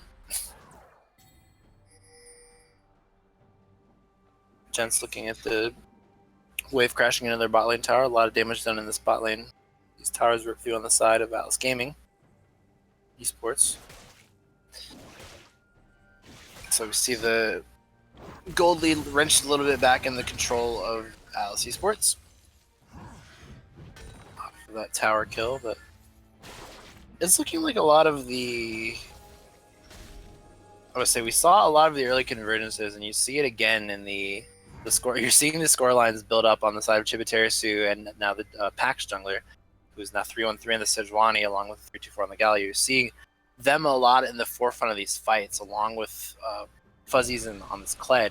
And we talked about it. We just talked about the mountainous just 1-2-3 of AoE CC that just it's layered onto these people. And we're going to see a lot more difficulty, I believe, in these fights for S Commander to stay alive here on this Ashe. But he's done a good job so far. It's been pretty good on Songless and Smoothie's part to both protect him and create enough of a distraction to make them the forefront of fights. We're gonna see the Kled ultimate come in here.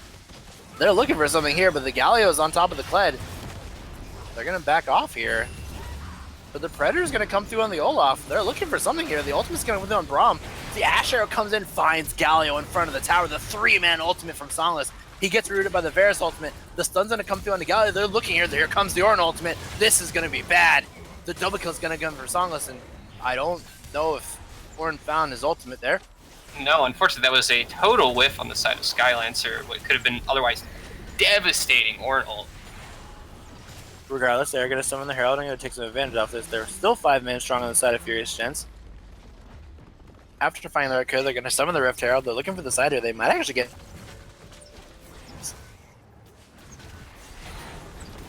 They are. That is a huge boon on the side of Furious Gentz. That was an incredible fight for them to find just a little bit of that impulsive trigger finger on the side of Fuzz is saying, we have the Kled Galio combo. We can just enter a fight on Kled with Galio on the wings, but the team of Furious Gentz really able to scatter away from them. But I don't even think Galio knocked anybody up with his ultimate before they got away from him. No, very unfortunate. Atlas just getting way, way too trigger happy with their ults at the end there.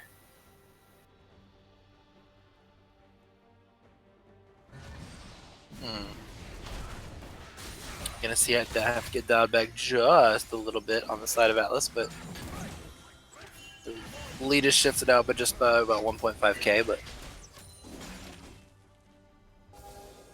no real power items coming out on either side right now. No, it seems like it's going to be a back off and reset for both teams here, which is pretty much to be expected. Definitely par for the course at this point of the game. Yeah, we'll see.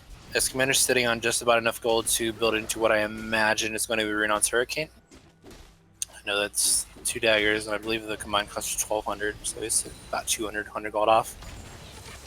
Everything else looking about standard, so we're kind of tracking the ramp up of power on this Ashe, who is going to be paramount to a lot of this teamfight damage here.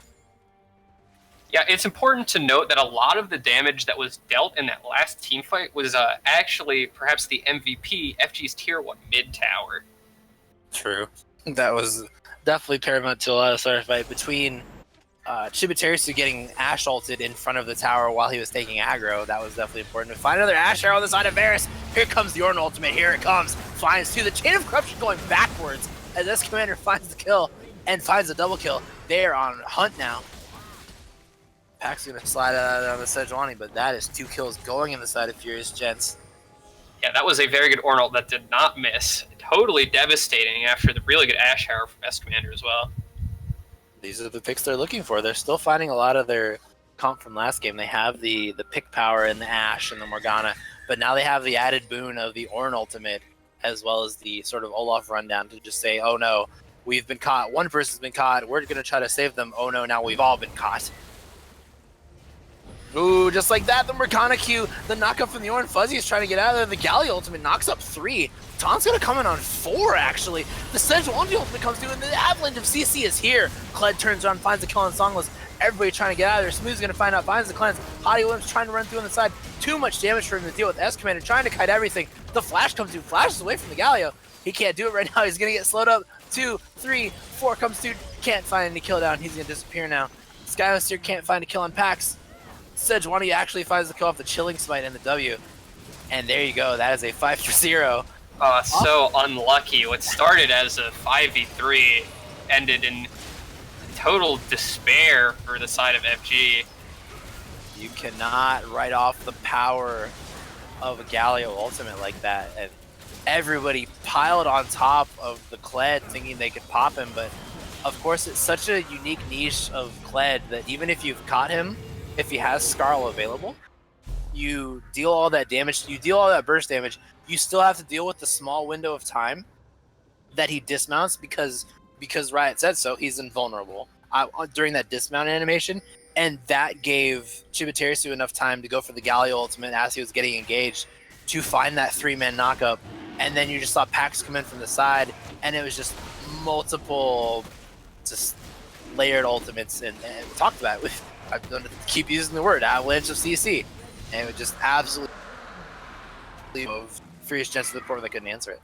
Yeah, it really just does suck for FG. It was their game to lose there, and the overstay really just gave it back into the hands of Atlas. It's an untargetable and invulnerable. So, essentially the same thing for the team that was looking to do a lot of the target damage, but at the same time, we're going to see a 2k lead get picked up on the side of Atlas Esports. And they're going to be looking for these towers now. They haven't touched the mid lane now, but they're going to be pushing up as 5, and it's going to be a lot harder for Furious Gentz to find an engage here now that they're dealing with these Baron minions. I don't know if they're going to look to pull the same Kled Galio ult combo again, but they don't really need to. Tower's going to go down. Kled's gonna slide in there. Kled is actually gonna go slide away, and their Ornn ultimate comes through. But everyone's piling. Everyone's the Furious Gentz. 4-man knockup from the Ornn ultimate. They get pushed away. 2 kills going. The arrow comes in on Sejuani. They try to find it. Pax trying to turn in. Ornn's going to find the kill on Pax. And that is a 3 for nothing on the side of Furious Gentz. These Ornn ultimates are absolutely running rampant on the side of Atlas. Yeah, besides for the first one, the last 2 ults by Sky have been really great and totally fight-winning.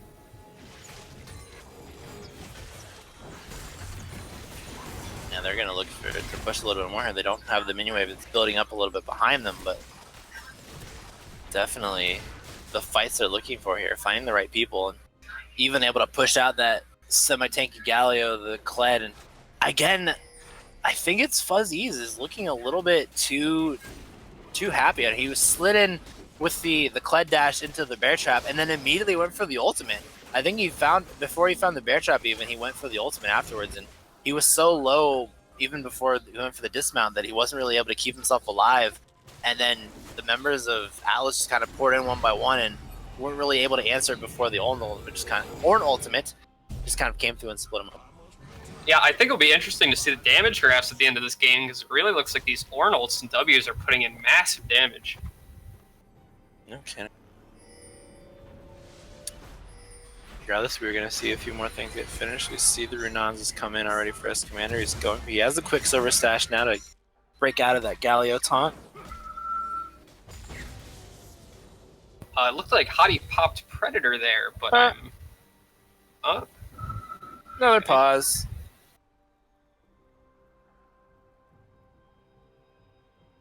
We're going to see a return of the FG Classic here.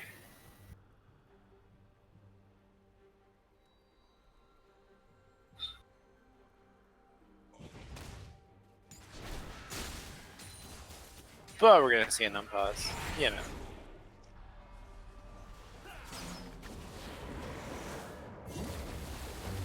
Now here comes another Ornn ultimate. The Varus ultimate is going to miss here. The 2-man knockup coming through. The Eat is going to come through. Destiny can't find a knockup.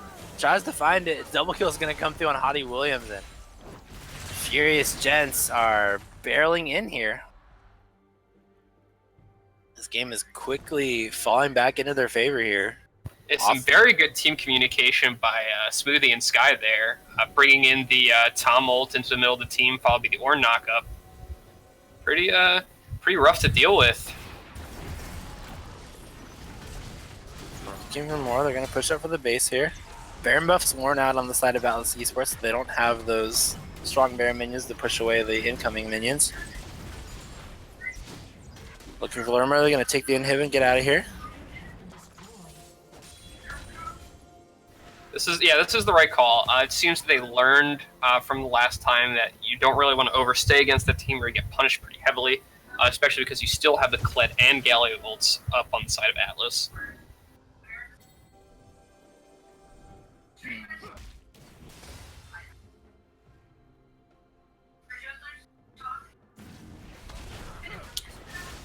So, we've seen the Ornn ultimate just kind of initiate a lot of these fights, and it's rough because a lot of people talk a lot about the Braum as sort of the hard, like soft hard counter to Ornn. You just sort of stand in front of the Ornn ultimate and say, oh, well, this is your only engaged, we just throw up the Braum shield, and suddenly your Ornn ult does nothing. But so many of these unique angles that are being found now by the side of Skyland Seer, it's really fallen a lot on Destiny to be able to absorb these incoming Ornn ultimates, and I don't think he's taken one of them yet. No, he's definitely being a little too trigger happy with the Unbreakable. He hasn't really used it for anything super key. It looks like he's just throwing it up at the start of fight to help mitigate some damage, but this is a team comp where you have to be very strategic with your Unbreakable uses, and it's just he's just not doing it so far.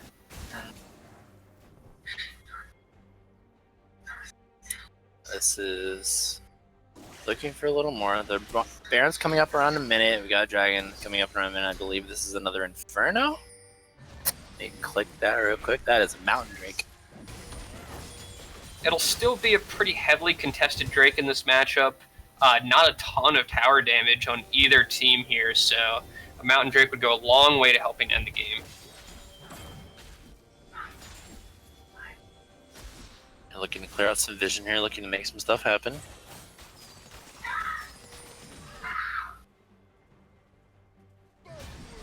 We're really seeing here. It's really going to go into a clutch moment here. Yeah, just a lot of grouping and pushing the waves as a team right now. Looks like Atlas is going to go over and try and set up this dragon. They're going to secure the Scuttle Crab. Ash Hawkshot does catch them out. Good for a little more. This is definitely the sort of one of those deciding moment fights where you're looking for the right 5v5, and we've seen so many of these fights back and forth. We've seen the fights that have gone well for the side of Furious Gents. We've seen the fight started on the terms of Atlas Esports that have seen the 5-0 for them.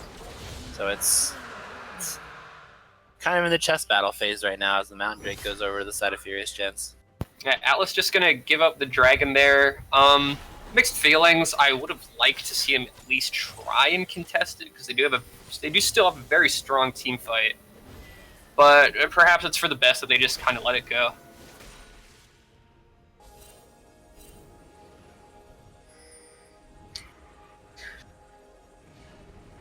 We're just at that stage in the game where securing Baron Vision is the priority. Find much off of it. No follow-up. Would have liked to see the Ashire there, I think. Would have been an easy kill, and then probably Baron in the game after that, but looks like they want to try and play it safe.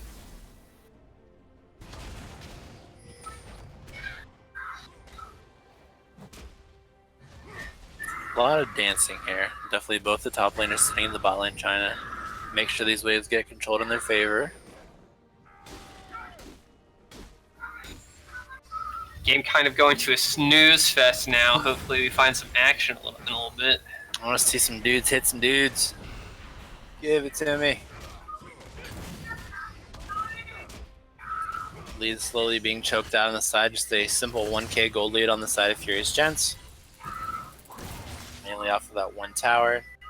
A lot of gold sitting in the pockets of Escamander, sitting about 12k gold to the 10.6 of Hibiscus.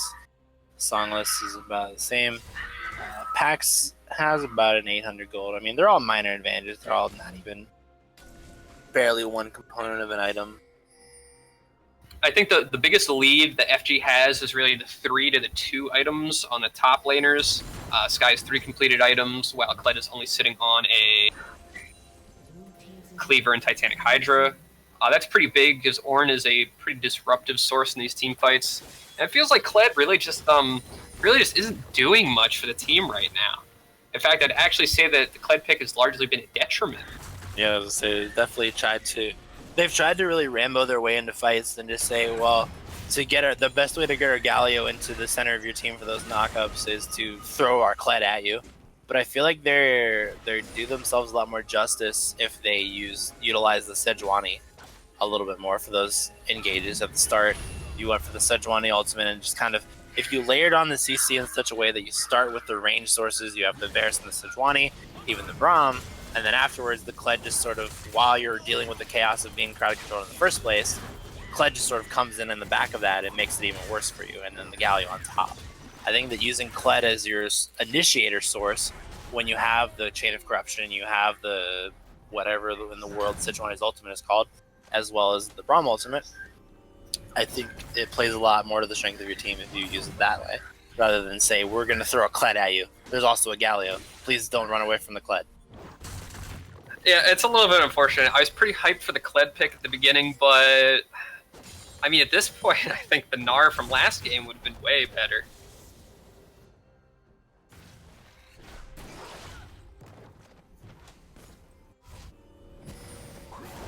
I would have liked to have seen some Baron play with Sky bullying Kled so hard in the bot lane. Looks like we may have something going on. We do. Ash Olaf is a decent amount of damage they can put on this Baron. They could most likely 2-man this. Oh my lord, that Baron is actually going down real fast. Wow, that is going to be a silent 2-man, and Furious Gents takes the Baron here. Yeah, pretty impressive play on the side of FG. Atlas seems like they're just too scared to even step up after they got really smacked down in the last few team fights.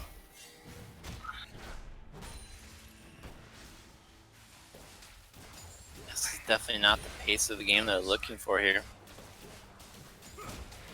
have to be worried now. There, I mean, there's avenues of engage. I mean, they're not too terribly worried about anything besides the Ornn ultimate coming through. I mean, a stray Ash arrow can catch one person, but it's a lot of these fights. A lot of the fights that have gone in Furious Gent's favor are ones that started on Alice's terms. And again, we talked about the Kled ult engages, but I think that Alice is getting a little bit too comfortable with just laying back and letting the Furious Gents come to them, and they're trying to find an opening, but it's not being given to them between having the Ornn, the constant threat of the Ornn ultimate, aside from the Tahm Kench being able to eat anybody up, and Songless's presence dealing so much that it's really just keeping them on their back heel now, and they're not really looking for a moment to just go for their drop R to win sort of idea here. Yeah, FG's defense of Scamander and their backline has proven to be pretty ironclad so far. They're looking for the snare comes through. It's just, this is what it is. They're bringing the Baron minions. Hottie Williams looking for, they're going to look for a little more. Cherry goes to the queue, and there's a lockup on the side of Pax is going to actually find the knockup here. Ornn ultimate's coming in, finds nobody, but Songless actually going to take the kill down onto the Kled here. There is so much action on every side of the map. I can't even follow it all at once. Song's going to find the kill on Fuzzy. Shibitarisu going to find through. S-Commander is still alive at the end of all this, and that is way too much damage because the Skylancer are actually going to get kited out by Hibiscus. They're going to kill each other, but S-Commander is still alive. And at the end of the day, 9 people are dead, and the Queen of Freljord is going to take game 2. Wow. Very, and I know very somewhere there is a production crew manager that could not be any happier than to see the sole Archer Ash alive at the end of the game, taking it with game 2 for the Furious Gents. Definitely an unexpected outcome to this game. I want to look at some numbers. That's all I want to look at. Indeed. Damage chart's definitely going to look very interesting.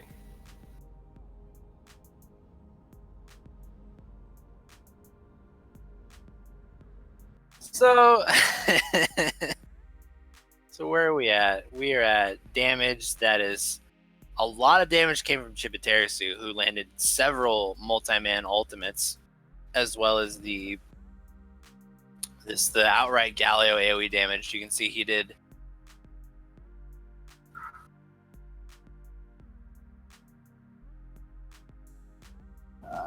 24k damage to champions dealt from that mid laner, and with 27,000 dealt from S-Commander's Ashe, and a very impressive 23,000 dealt from Songless's Morgana. You can see he was flexing that very comfortable pick of his, and definitely worked out for them. But definitely going to say that if another stat on this could be number of Ornn ultimates that absolutely tore through team fights, that would be like 1,000 for the side of Skylands here. That was absolutely beautiful from him. Yeah, he did have a lot of good Ornn ults. Unfortunately, it looked like the one at the end there also missed. He just missed the follow-up cast. But he might have got snared up. They just had so much gold with the Baron, they just brute forced it. They almost did lose it, though. Thankfully, Sky was able to redeem himself by picking off Varus at the end, and of course, Galio and Zhonya's at such low HP that it didn't matter. But it was a little bit sloppy. I would have liked to have seen a cleaner fight. Yeah, I was going to say, definitely some adjustments to be made going into Game 3. And that I definitely believe the respect ban for the Morgana might actually come out this time around, because while a lot of that was in Ornn Ultimates, Songless was definitely an unignorable catalyst for a lot of those matches. A lot of the multi-man soul shackles getting laid down, Black Shields being put on the right people at the right time, for especially on the Olaf, who, while he has his own ability to engage the CC, having that Black Shield to prevent a lot of the magic damage coming for a very magic-heavy team on their side did a lot of their favors there. Yeah, it looks like Atlas is going to go with Pax again instead of bringing Slushy back in. I don't know whether that's because he's simply unavailable or they just want more practice with the tank junglers. But I wasn't super impressed with Pax's performance. He played pretty well early game, but really seemed to fall apart at the end. Yeah, I was going to say, they were definitely looking for the... Like I said, they were really looking for a playmaker there. out of their jungler. That was not as... It was definitely a lot of pressure being put on Fuzzies. I don't know if he was putting it on himself or it was a response for them to rely on the Kled for their engages. And like I said, you had so much ranged crowd control to start fights on. Just Varus finding somebody with a Chain of Corruption, Sejuani finding somebody with the ultimate. It would have been so easy for them to set up their range CC to follow up with the Kled Galio combo, but pulled a little bit of triggers too early and it didn't fall in their favor. So we'll be getting into Game 3 very soon. Again, it's 1-1 now, Furious Gentz, Atlas Esports. We'll be getting into Game 3, and we'll catch you guys in a minute. Go into an ad break.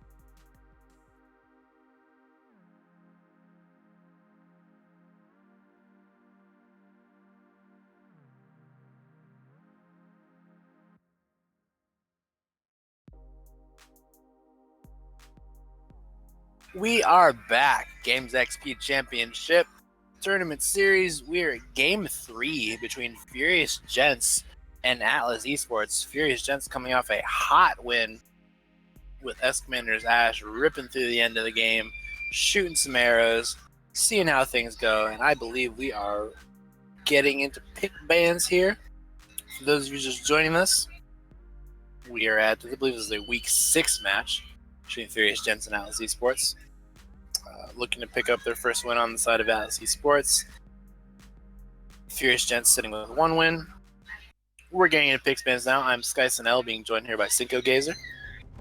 Yeah, so I'm curious, Sky. what do you want to see from the side of FG's draft this game? I think they're the team to talk about. They're definitely the underdogs. They really got sort of manhandled game 1, but had a very convincing win in game 2.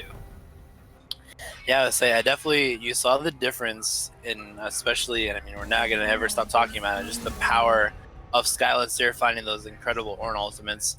And I think that no matter how much we hype up and talk about these damaged top laners, it ends up being the AoE CC coming out of these tankier, bruisier top laners that ends up being so difficult for another team to deal with, that it's so much more useful to the team.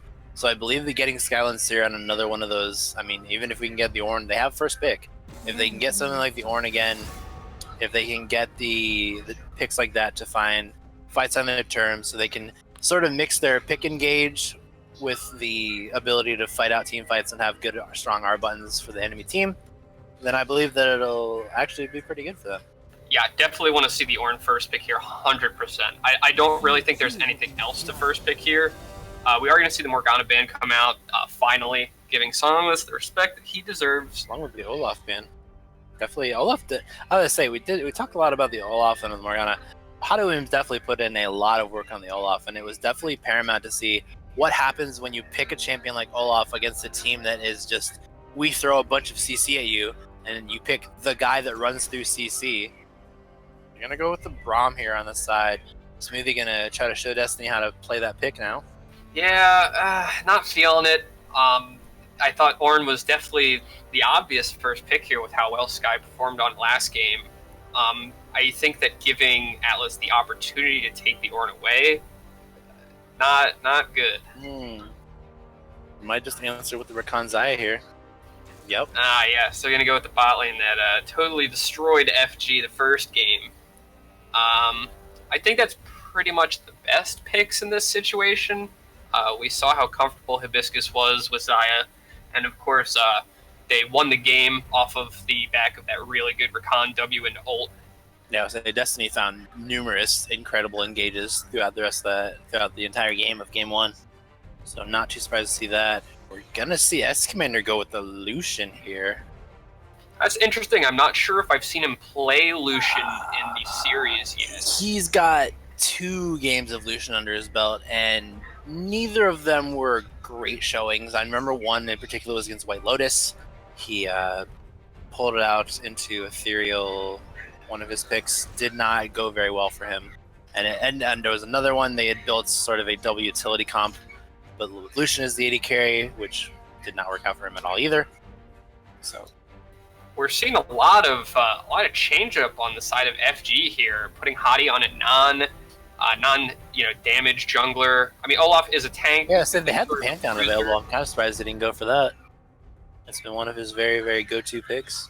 But it's going to go for the Sejuani, and we're going to see the semi-typical Sejuani counter in Trundle.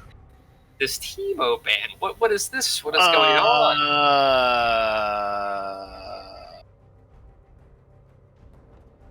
Okay.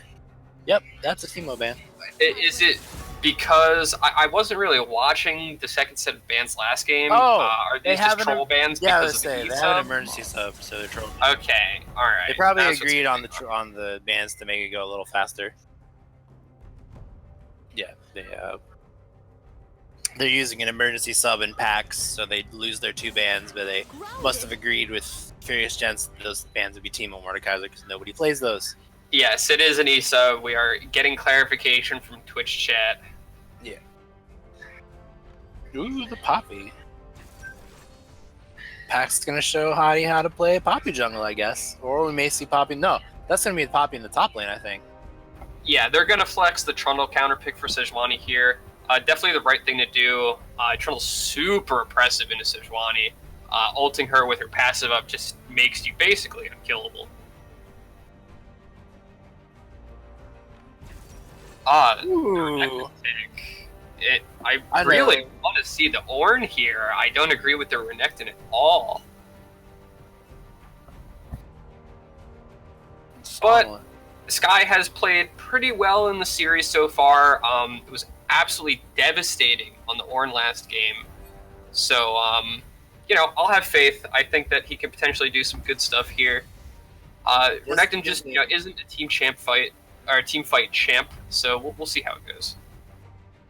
Ziggs, I have to say, is a pick I very much like of Songless. I think he has like 2 games on Ziggs, but they were both incredible games. Just absolutely showing off the power of Ziggs as sort of that sieging control mage, and makes it so hard with a proper front line to just absolutely cause such long-range chaos in fights. And having that Renekton's, it's definitely shades of their last composition, but now with Songless able to put out a lot more damage in shorter windows than with the Morgana, who has to commit to the Soul Shackles, find the bindings, and kind of burn somebody down with that WDOT. Now you have the Ziggs burst and the ability to drop the AoE slows, the Qs, the ultimates coming out, and the W is sort of a little extra crowd control. But at the end of the day, we have the Hottie Williams, Braum, or Smoothie on that front line. Skyland Seer is definitely looking, the Renekton pick definitely looks odd for this comp, and especially with the Ornn available, it's very surprising to see him go for the Renekton. He's definitely looking to show Fuzzies for a third time that he's able to put the aggression down on him in this lane, and maybe looking to show a little bit of Single Gazer-esque dominance and just shut this Poppy down. But at the same time, seeing the Chibi still on the rise, who is very notoriously a sort of a lane bully pick that you see a lot in Rise, especially against like melee champions. Maybe not so much against Ziggs, because Ziggs is able to do a lot of things from a safer distance. But a lot of this is going to be on the bot lane, especially since we saw such a breakthrough performance from Hibiscus and Destiny in Game 1 on the Xayah Rakan duo. Seeing it fall back into their hands is definitely not something that Furious Gentz really wants to see here. But we're going to see a clash more than likely, because Lucian Braum is as bread and butter of an aggressive bot lane as it gets. So taking the Xayah Rakan bot lane head on is going to be an interesting task for them. Yeah, bot lane is definitely going to be, I think, while maybe not the absolute deciding point of the game, very important. If only because, as you said, Hibiscus and Destiny totally tore open Game 1 with the Lovers bot lane. I do think that the mid lane match was going to be really important here, whether Trundle can kind of facilitate speeding up Rise's power spikes with some early ganks on the Songless. It'll be pretty hard. As you can see, Songless is taking Cleanse, which is pretty smart, as Rise's 2-second snare is perhaps a little unfair, getting nerfed next patch. But I think that the 2v2 mid and the 2v2 top, with the junglers helping out, definitely going to be the absolute deciding factor of the game, I think, and perhaps not the bot lane. Looking forward to it for sure, especially with these sort of creative synergy between Trundle and Poppy, where you can sort of create the opening for Poppy to find these strong heroic charges into the Trundle pillar, if you're able to set it up like that. If Renekton's not able to slide through the long time, there's just creative openings for everybody to find. And Trundle himself is just a very oppressive ganker, and I know the icy pillar itself is also getting nerfed next patch as a persistent slow that stays up and also creates terrain. But I don't know. There's going to be a lot of... I think it's going to be very reminiscent of Game 1, where we saw a lot of early fighting to establish dominance, especially from this bot lane, and most likely from Skyland Seer trying to flex this Renekton pick. But agreed. I'm looking forward to seeing a lot of fighting. I'm looking forward to a bloody Game 3. And at the end of the day, we will see who is going to take their win. Is Alice Esports going to take the set and put their first win on the board? Or is Furious Gentz going to take it over LA Gaming's replacement and find themselves a second win? We will find out right after the split, after we go to a commercial break. My name is Tim Borseth, and I own and operate Games XP in Decorah, Iowa. Games XP is a geek paradise. We carry everything from Pong and Atari all the way to Xbox One and PS4, and all the games that would go with those consoles as well. We also carry a ton of movies. We have handheld games. We have Magic the Gathering, Yu-Gi-Oh!, Pokemon. We have D&D and Pathfinder. We carry Warhammer 40K. We have a vintage Star Wars selection. This place is great. My wife and I have had 6 kids, and they are so much fun to work with here at the store. They run the store as much as I do. And we now repair cell phones, game consoles, computers, and small electronics. Our store is instant fun. Not only is there cool music and cool stuff to look at, but we have a game room that is so much fun. It's free to play, and you just plug in your game system and enjoy life. The GXPC motto is bringing joy to people's lives through our products, people, and a place to play. So you have got to come to Decorah, Iowa and check out GXPC and experience this geek gaming paradise.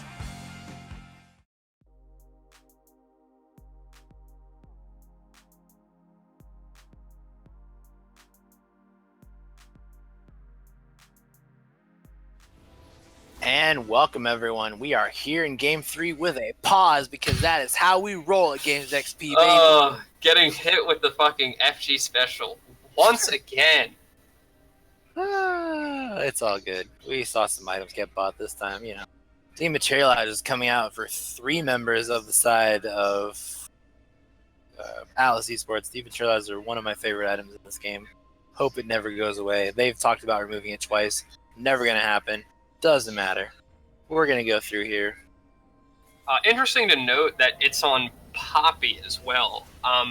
As someone who's recently picked up Poppy and is trying to work her into my champion pool, I would have preferred to see, like especially if you're going Inspiration Secondary, the free Boots Mastery along with the Potion Speed Up one. 10 more tonic. We see the stack here. Fierce Gentz trying to put all their eggs in one basket, saying, hey, this is our jungle. Yeah, interesting invade. Didn't really pan out.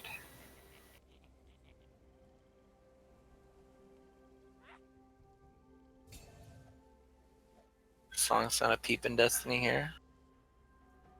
But we're going to see at the same time, we're going to see Alice is going to rotate over. Chibi with the little cheeky E there on the sky, showing him who's boss.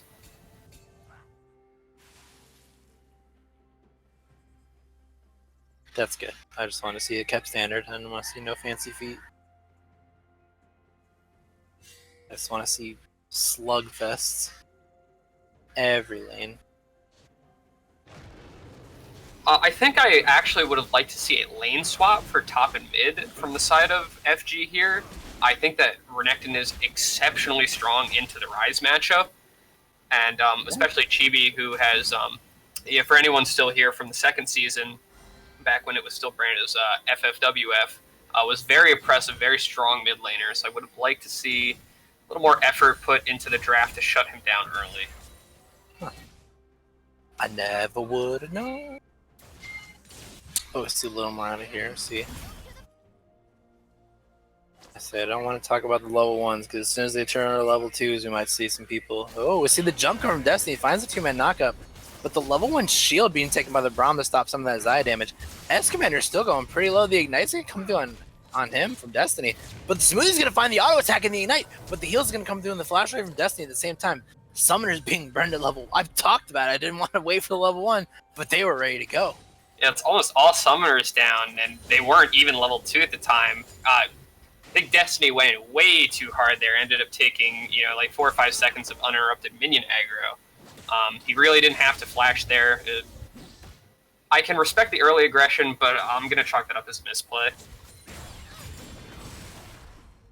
I say look for a little bit more. It's rough because they don't have the heal now. Hibiscus burned the heal there to keep Destiny alive, and the heal is still on the side of S-Commander, so they have a summoner spell advantage there for now. We did catch a little bit of top with directed camera, and I saw that Sky started Q first on Renekton. Again, not a huge fan. Would have liked to see the W start first. It's super impressive if you can get 50 Fury and land an empowered W onto, especially like a Poppy early game. But we'll see if it works out for him. Yeah, you can see he's starting to build up a CS lead over this Poppy, and as soon as he gets in and around with that slice and dice, it really has the Fury to lock him up for a combo. But took a little bit of return damage from Fazziz knocking him into the wall there, but building a decent advantage as well. I'm not seeing much out of the mid lane. Of course, Zig's notorious for spending a lot more early mana than Raz to try and clear out waves. A lot of early pushing power is in his E, which costs, I believe, 80 mana at level 1. So rougher for him to shove out a wave versus Raz, who just kind of double taps the wave at the right time and shoves it all out. Just looking to keep this at a nice pace till something explodes. Yeah, it looks like the wave is shoving back towards Sky now, which is pretty good.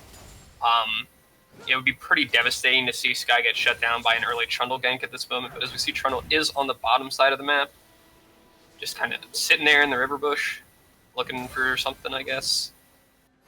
Ooh, we see Fuzzies is gonna go in on Skylands here, but there's Hottie Williams. Gonna get the flash out for Fuzzies, doesn't even want to take the risk there. That's a summoner spell down for Fuzzies. But I see Trundle, the knockup comes in onto Braum. See, Nice Smoothie tries to get back to Death Commander, he's gonna get the heal out. Gonna get him out of there. Yep, well played on S Commander's part, saving the heal. Properly trading out the summoner spell, so heal's gonna be back up on the side of Destiny. Ooh, found the stun, nice.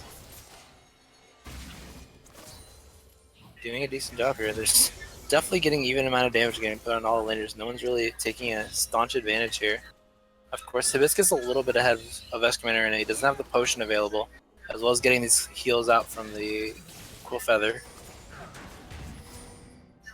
Gleaming Quill, I believe it is. We're gonna So see we got something, yeah, going on in the blue buff over here. What in the world? Get yourself out of there.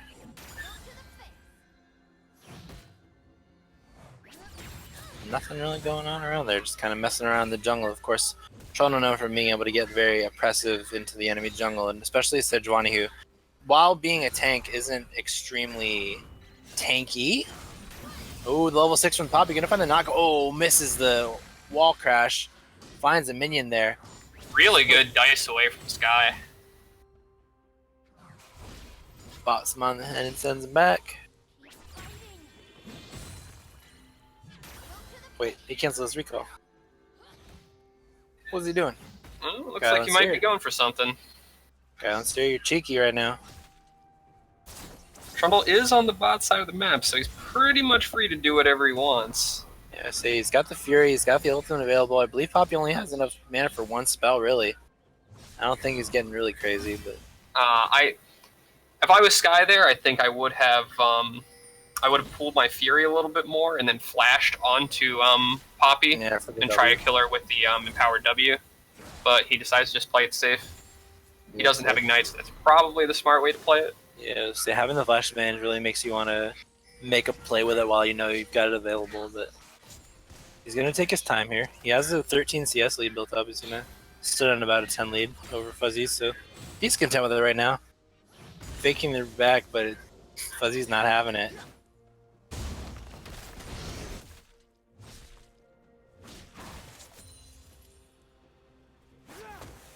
Wow, kind of a boring game so far in comparison to last two. We saw a couple scuffles down in bot lane, but that's pretty much it. We're definitely seeing these teams try to play League of Legends here this time. Now they're in a Game 3 situation. Jokes are now off the table.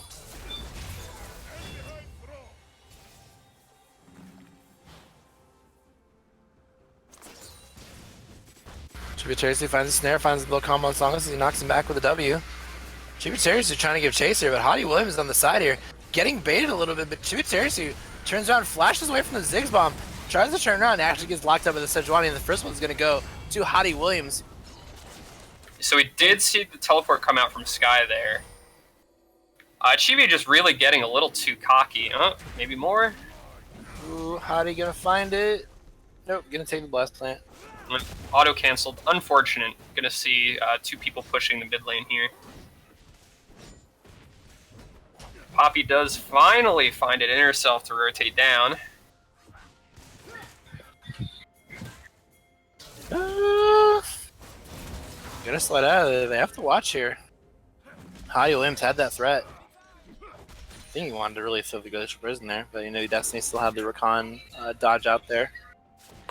I think I would have liked to have seen FG take Dragon there, instead of sending to mid lane, but they didn't, so it's whatever.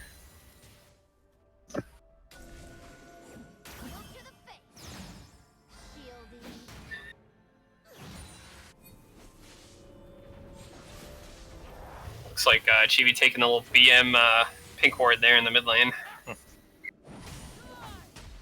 Trying to get some damage in a high win. It's popping up a little bit. He's gonna actually turn around here. Pax, of course, in the back line.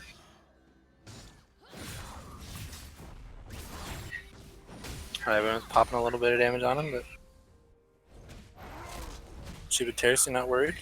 Yeah, I'm a little confused. Chibi's playing exceptionally aggressive so far, and it got him really punished off of that team fight that he just instigated. I think I want to see him hang back a little more and just kind of chill. Ooh, nice cleanse comes out of Songless, so he's not locked up to be able to get onto his satchel charge. Yeah, the cleanse does come out. I don't think that it was necessary. That was not a runed Rise W, so it was only going to last, I believe, That's 1 second. The duration doubles on the runage.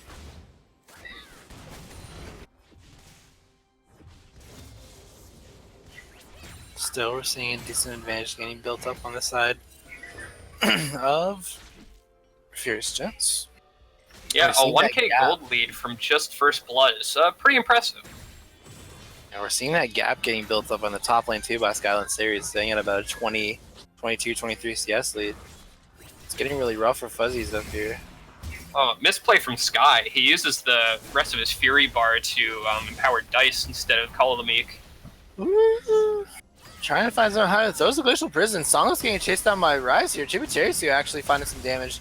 Ziggs was going to come through, finding a little bit of damage on Pax. Pax has to watch out because he's getting low in this trundle, but Skyland Series looking for something here. Goes for the slice, doesn't quite find it over the wall.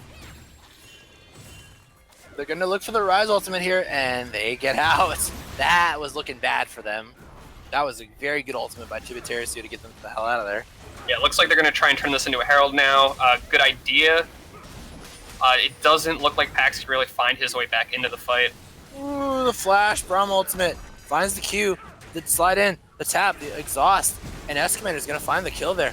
Gets stunned up by the Poppy. They're looking for more. Pax tries to find the killer. The heal's going to come in running gun as he gets himself out.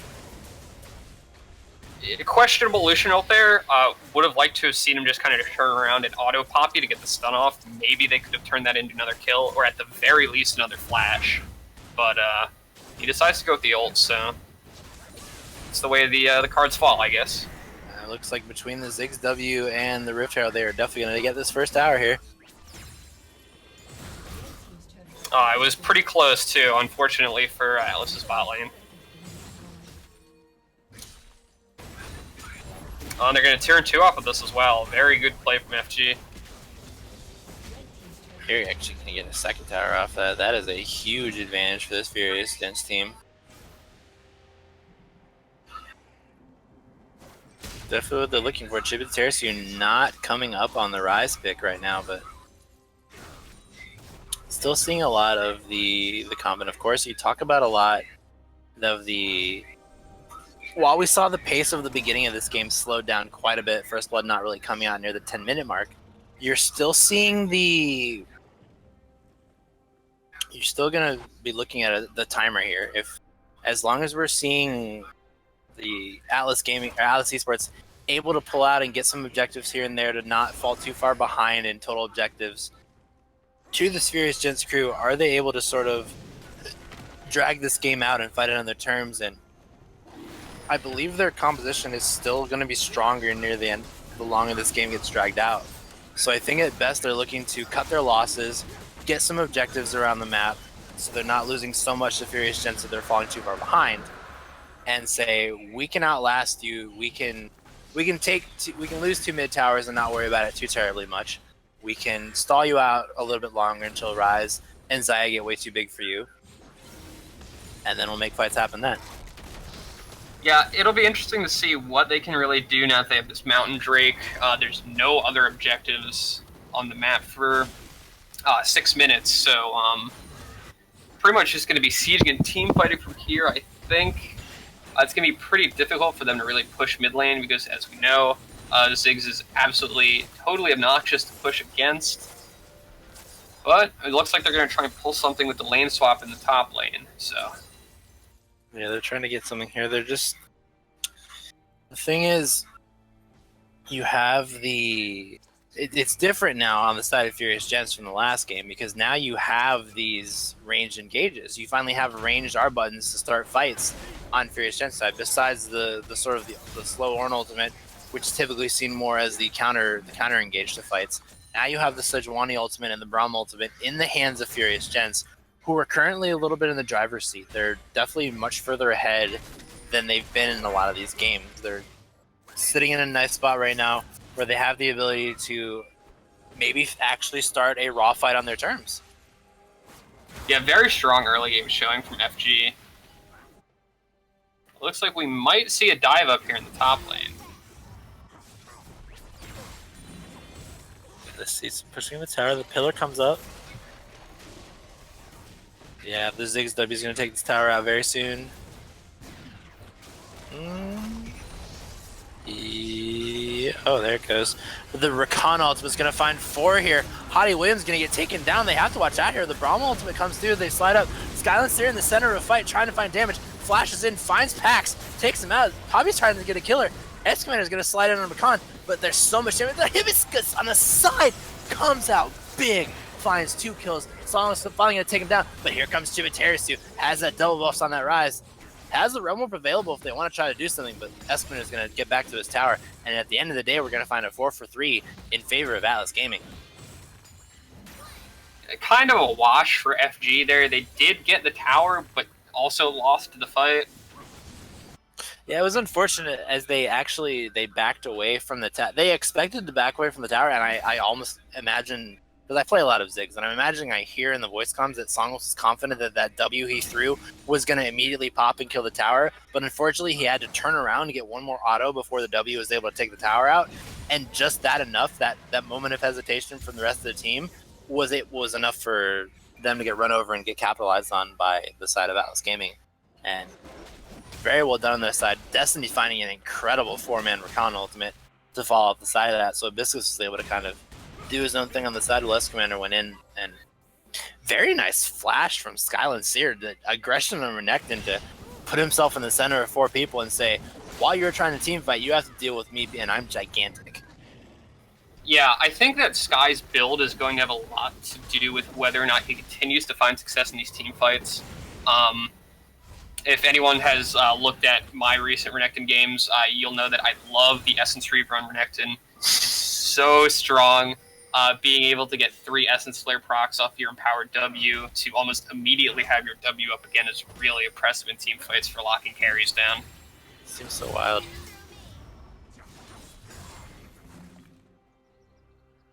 Never thought that the Essence Reaver Renekton interaction would stay for as long as it has. It looks so wild when I see it go off, but it's something else.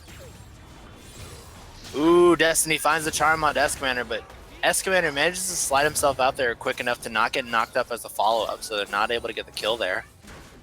And that's going to be the Ignite coming out of Destiny as well as the ultimate.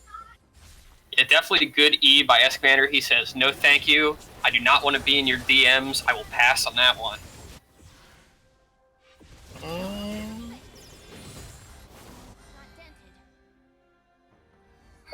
Fuzzies. Ooh, finds the 2-man Poppy ultimate just in time as the Glacial Prison locks him up. Doesn't quite cancel that channel as he gets the knockup there. Very nice. 3 people going to be on this top lane side for Furious Gentz. Immediately capitalize on that. They're looking for Fuzzies now. Gonna get negated by the Poppy W as Hottie Williams tries to go in. And there we see another tower's gonna get taken on the side of Atlas, but at the same time we're gonna see the Gentz shadow respawn here. Fuzzies really can't get in here. The tail end of a Ziggs ult there, taking Hibiscus to about half.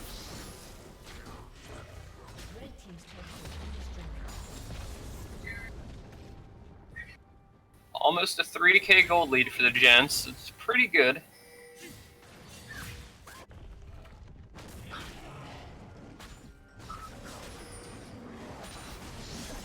They're looking for more. They're definitely looking to get here on the side. They took the blue buff from the side of Skylancer looking over the wall. Not quite, but we're also seeing the 3 members of the Atlas crew still down here. And you have to watch out. Trundle having... That's one of the powers that I've talked about of the Xayah Rakan duo. They are absolutely merciless when they take down towers. Because the clean cuts passive that gives Xayah a little extra oomph on her auto attacks also applies to Rakan, which also applies to tower damage. So yeah, I really don't know what FG was doing there. They just kind of backed off the tower, and it was like they didn't expect Atlas to continue pushing that advantage they had in the top lane. Now we're watching a little more of this. Hottie Williams trying to find something on Chibuteris. They're getting locked up. Skyland's here, looking over the side of Hottie Williams.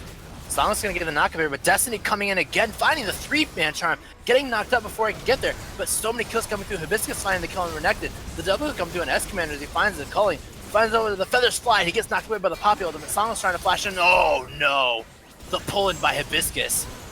But a double kill is coming through, and that is gonna be the cleanup. Triple kill coming through for Poppy. The double kill for Hibiscus. That. Yeah, heartbreaking. This commander showed up pretty early in that fight with the big damage, almost taking down Poppy and Hibiscus, but he just couldn't find the end. And Hibiscus had a really, really great turnaround with the feathers fly. The blade collar that pulled through, that snared up 2 and just absolutely burst through 2 members trying to get to him. That was insane. Yeah, we see the S commander positioning curse strike once again, unfortunately. He had it too. He got 2 kills. He got two early kills off of his ultimate, and then he immediately slid in there and off of the double tap Q almost killed Hibiscus outright. We see a 2-dragon lead and an evening of the gold gap show up for Atlas here. Game's in anyone's hands now.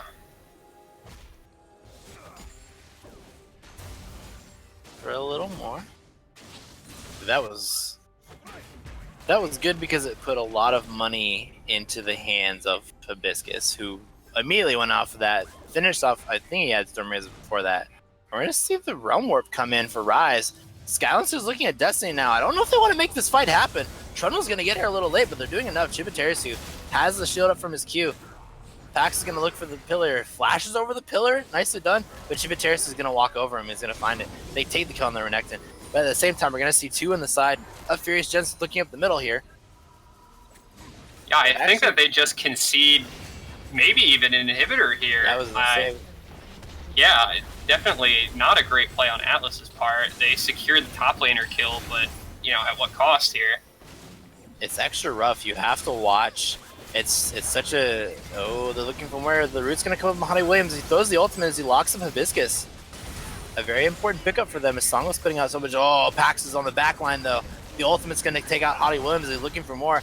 They can't get on top of S Commander, but the Ziggs ultimate is going to do a lot of damage to everybody. Destiny finds the flash. Catches Song on the side. He can't get to his bomb. Pax is going to flash in between. Songos can't find the damage. Songos actually going to walk away here. Keeps on cutting, but Hibiscus eventually finds him. And that is a 3 for none. Looks like this might potentially be a Baron here, but I don't know if they're going to have the health to take this. I think they can, with the, especially with the Rakan. Yeah, looks like they have the damage for it. Yeah. Ooh, but the teleport coming in from Skyland's Theory might try to go for the inhib here. It's going to be too little too gonna late. Make it. Yeah, they're going to have the Baron recall, so it's just a waste of Summer Spell, I think.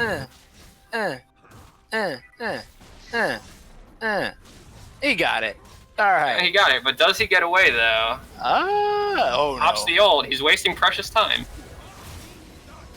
Yeah, he's going to disappear there. So, Noble, getting the inhibitor was definitely a move that it was in their favor. Having super minions to fight these incoming wave of Baron minions is definitely something that they want, at the very least, because they're going to blow through these towers. But not having the Renekton here to make a fight and having to rely on the Songless Kite as well. I mean, it's rough without the Renekton because you can have a front line with the Sejuani and the Braum, but if you don't have anybody really causing that sort of teamfight chaos like the Renekton, then it's rough. You have to rely on finding those ranged ultimates to really start fights. Yeah, it looks like Sky is going to opt for either the Sterix Gauge or the Titanic Hydra completion here. Sterix Gauge probably the better bet. I really don't want to see a Titanic at this point in the game from him. I would still rather see the Essence Reaver, but Sterix... that's not going to work out for them. So he's going to find the Braum knockup. Actually, the Ziggs ultimate is going to come through. That's a lot of damage on Hibiscus, but the Lucian ultimate is going to get eaten by the Trundle. Destiny's trying to find him, but he gets kited out. S-Commander actually kills him. They're looking really good on the side. Double kill's coming to the S-Commander. Hibiscus trying to get away from Hottie Williams. Actually finds the kill. Hibiscus is unkillable right now. Poppy's going to knock back the Renekton, and they might have actually wanted to get the... Wow! Buzz, you know, pop Songless out of that fight. Unfortunately, Hottie just missed the second part of the flail there. It would have been a almost totally different team fight if he had managed to get that kill. Still, it's good that FG is showing signs of life. It's still in them to make a comeback here, but they really have to turn something around soon before they just get totally outscaled and ran over. Yeah, I was going to say, they're doing... I mean, their comp is definitely showing what they want to do. They have the general idea of these fights. They have the Braum Sejuani being the tank frontline, Renekton trying to make something happen in the middle of fights. S-Commander is doing a decent job of staying out on the outskirts of these fights and plucking off kills. He's found 2 in that last fight, while Songless is sort of the one causing chaos here now on the Ziggs. While he has the knockaround, has the E-slow, it's working out pretty well for him, but they're getting to the point now where these tanky picks and these engages on the side of Atlas Esports, the 406 Poppy, the 2310 Trundle, who are building into these tanky items, they're able to respond and they're able to survive through this kite a lot longer than before. Previously, you'd see Songless just sort of rip through fights and he'd drop a Ziggs ultimate in a Q and then nobody would be able to get towards him. But now you're just seeing people outright walk through all their spells, sustain through most of the damage that they're being thrown at them, and ending up taking fights in their favor. Yeah, it might be a little too late. I mean, if we press tab and look here, Chibi's already got 3 completed items on this Rise. He's gonna be an absolute fucking monster. Yeah, he is gonna be he's finished the Void Staff too, so even the tankiness of Hottie Williams sitting on that Mercury Ches and the Adaptive Helm, it's gonna be even rough for him to deal with the damage. Oh no. Fuzzy's actually gonna find the 2-man knockback on the Poppy. 3 autos, he's gonna get out of the W. The flash auto from Songless as he knocks Fuzzy's away. He's gonna keep this chase down. The ultimate comes in. Ooh, the Sejuani, he dodges the Sejuani ultimate. I guess they trade flash for flash there. I don't know what Songless was thinking. That was really questionable. I think Songless wanted a little bit more out of that Poppy kill than he didn't get. Important to note about Hottie's itemization choice here is that the Adaptive Helm actually does not work against Rise. It's against repeated magic damage from the same spell source, but since Rise, sort of has a spell rotation, the passive on Adaptive Helm is absolutely useless against them.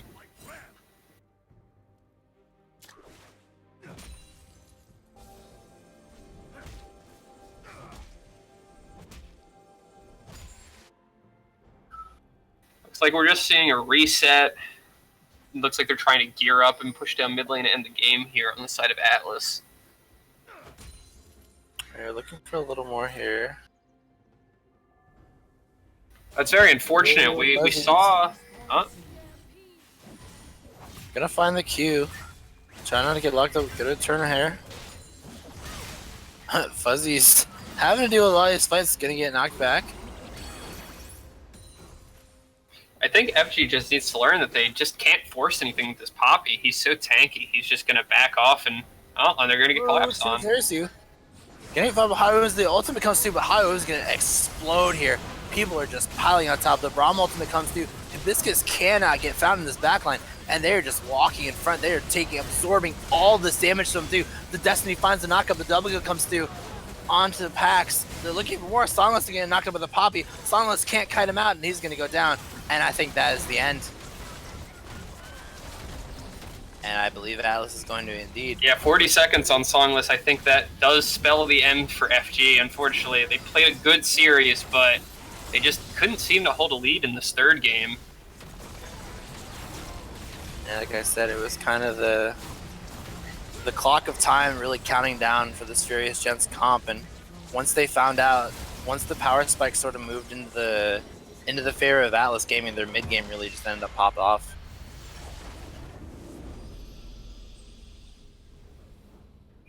Unfortunate, but we are going to see a convincing takeaway for Atlas Gaming.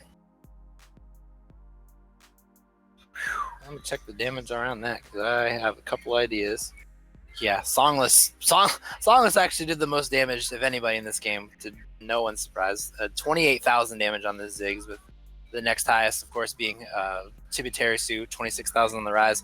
And underneath that, the next highest is 15,000 from the Xayah pick on Hibiscus. So the two mages really showing off a lot of damage coming out of that mid lane.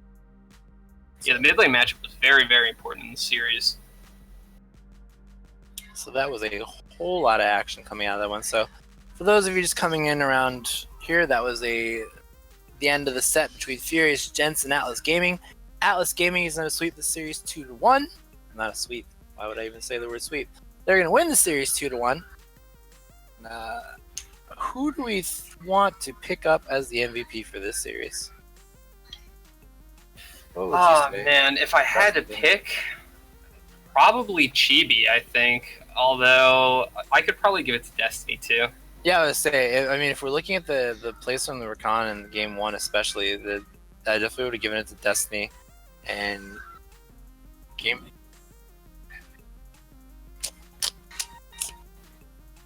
I'm going to say Destiny.